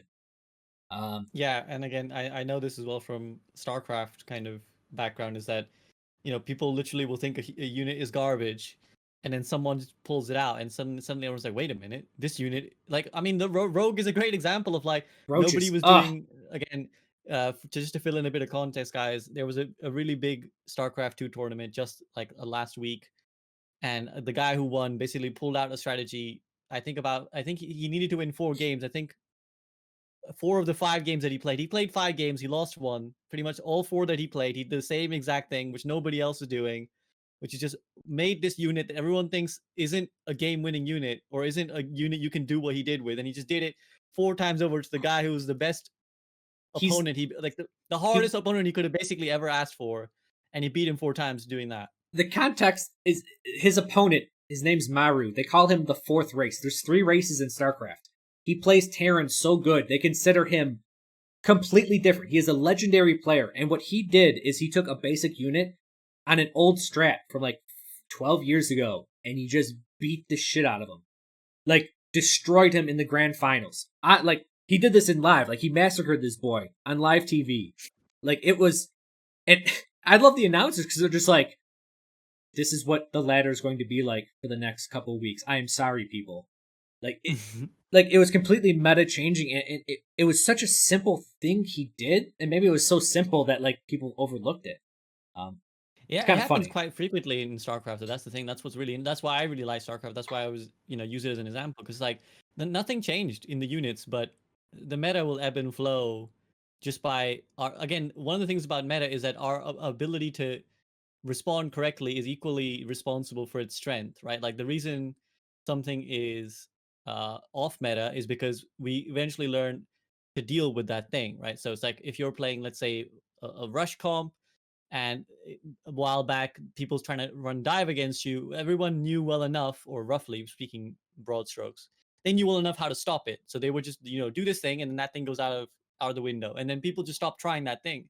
But enough time passes and people forget how to beat that thing, and then suddenly that thing comes out, and it's slightly Yep. different maybe than what it was in its original iteration. They do like a slight tweak to it where they're like, well, we'll do that, but we'll add this to it. And suddenly everyone's like, wait, what? I don't remember how to beat this. That thing I did, it doesn't work anymore. Like it's not working like I remember it working. And you start evolving the game on its own. So, Yeah. anyways, this all stems from that one trick discussion. But yeah, this is where, like, yeah, again, the idea of you're all going into ladder with different expectations. So yeah, I agree. I think the report system is there for unfavorable assholes, not Yeah. uh, you know, It's not a mob composition you justice. didn't like. No. Well, mob justice against assholes, but not Well, mob yeah, justice yeah, against comp you didn't like. yeah, yeah. What's not trying? Yeah, and now we're getting into philosophical discussions as well about like what constitutes trying and throwing. That's there's nobody who can answer like Nope. who says what was trying and what wasn't trying. You know, like that nobody can know really. You just have to. I mean, if you feel they weren't, report them, and if enough people also feel that, well, they'll get banned. But don't do it because they picked a hero you didn't like. Right. Unless they were doing that out of spite, which is again a whole other thing. But I think that is Yeah, but that if should they're be not playing their, self-explanatory. if they're clearly not That should be playing their self-explanatory. Yeah. best, yeah, then that I think that's the throw is their intention. Their intention is to not try as hard or not to play as well. But Well, picking a hero and playing your best on it doesn't matter what hero it is. That's playing the game. yeah. I mean, this is a whole other philosophical discussion we can get into because I know there Yeah. is like a lot of people who feel the meta should, you should play the meta. But yeah, I've really softened on it as time has gone on, especially the way ladder is. I think it's a whole other thing again. If you were going for like a really 6v60 thing, but no, if you're just queuing up for comp, which as we started off the stream discussing is basically solo queue, right? It's geared towards queuing solo queue. Then who are you of one of six people to tell others, any 1/6 to tell the others how it should be done? Yeah. So yeah. Is there anything else then you got for us, Crow or chat, before I start looking for somebody to pass these viewers on to in raid? I got nothing, man. I mean, if you want to throw topics my way, I mean, I've written a lot about random stuff, and I can chat your ear off if you ever need assistance in that. No, well, I mean, I'm always chatting some shit, so I'm sure there'll be.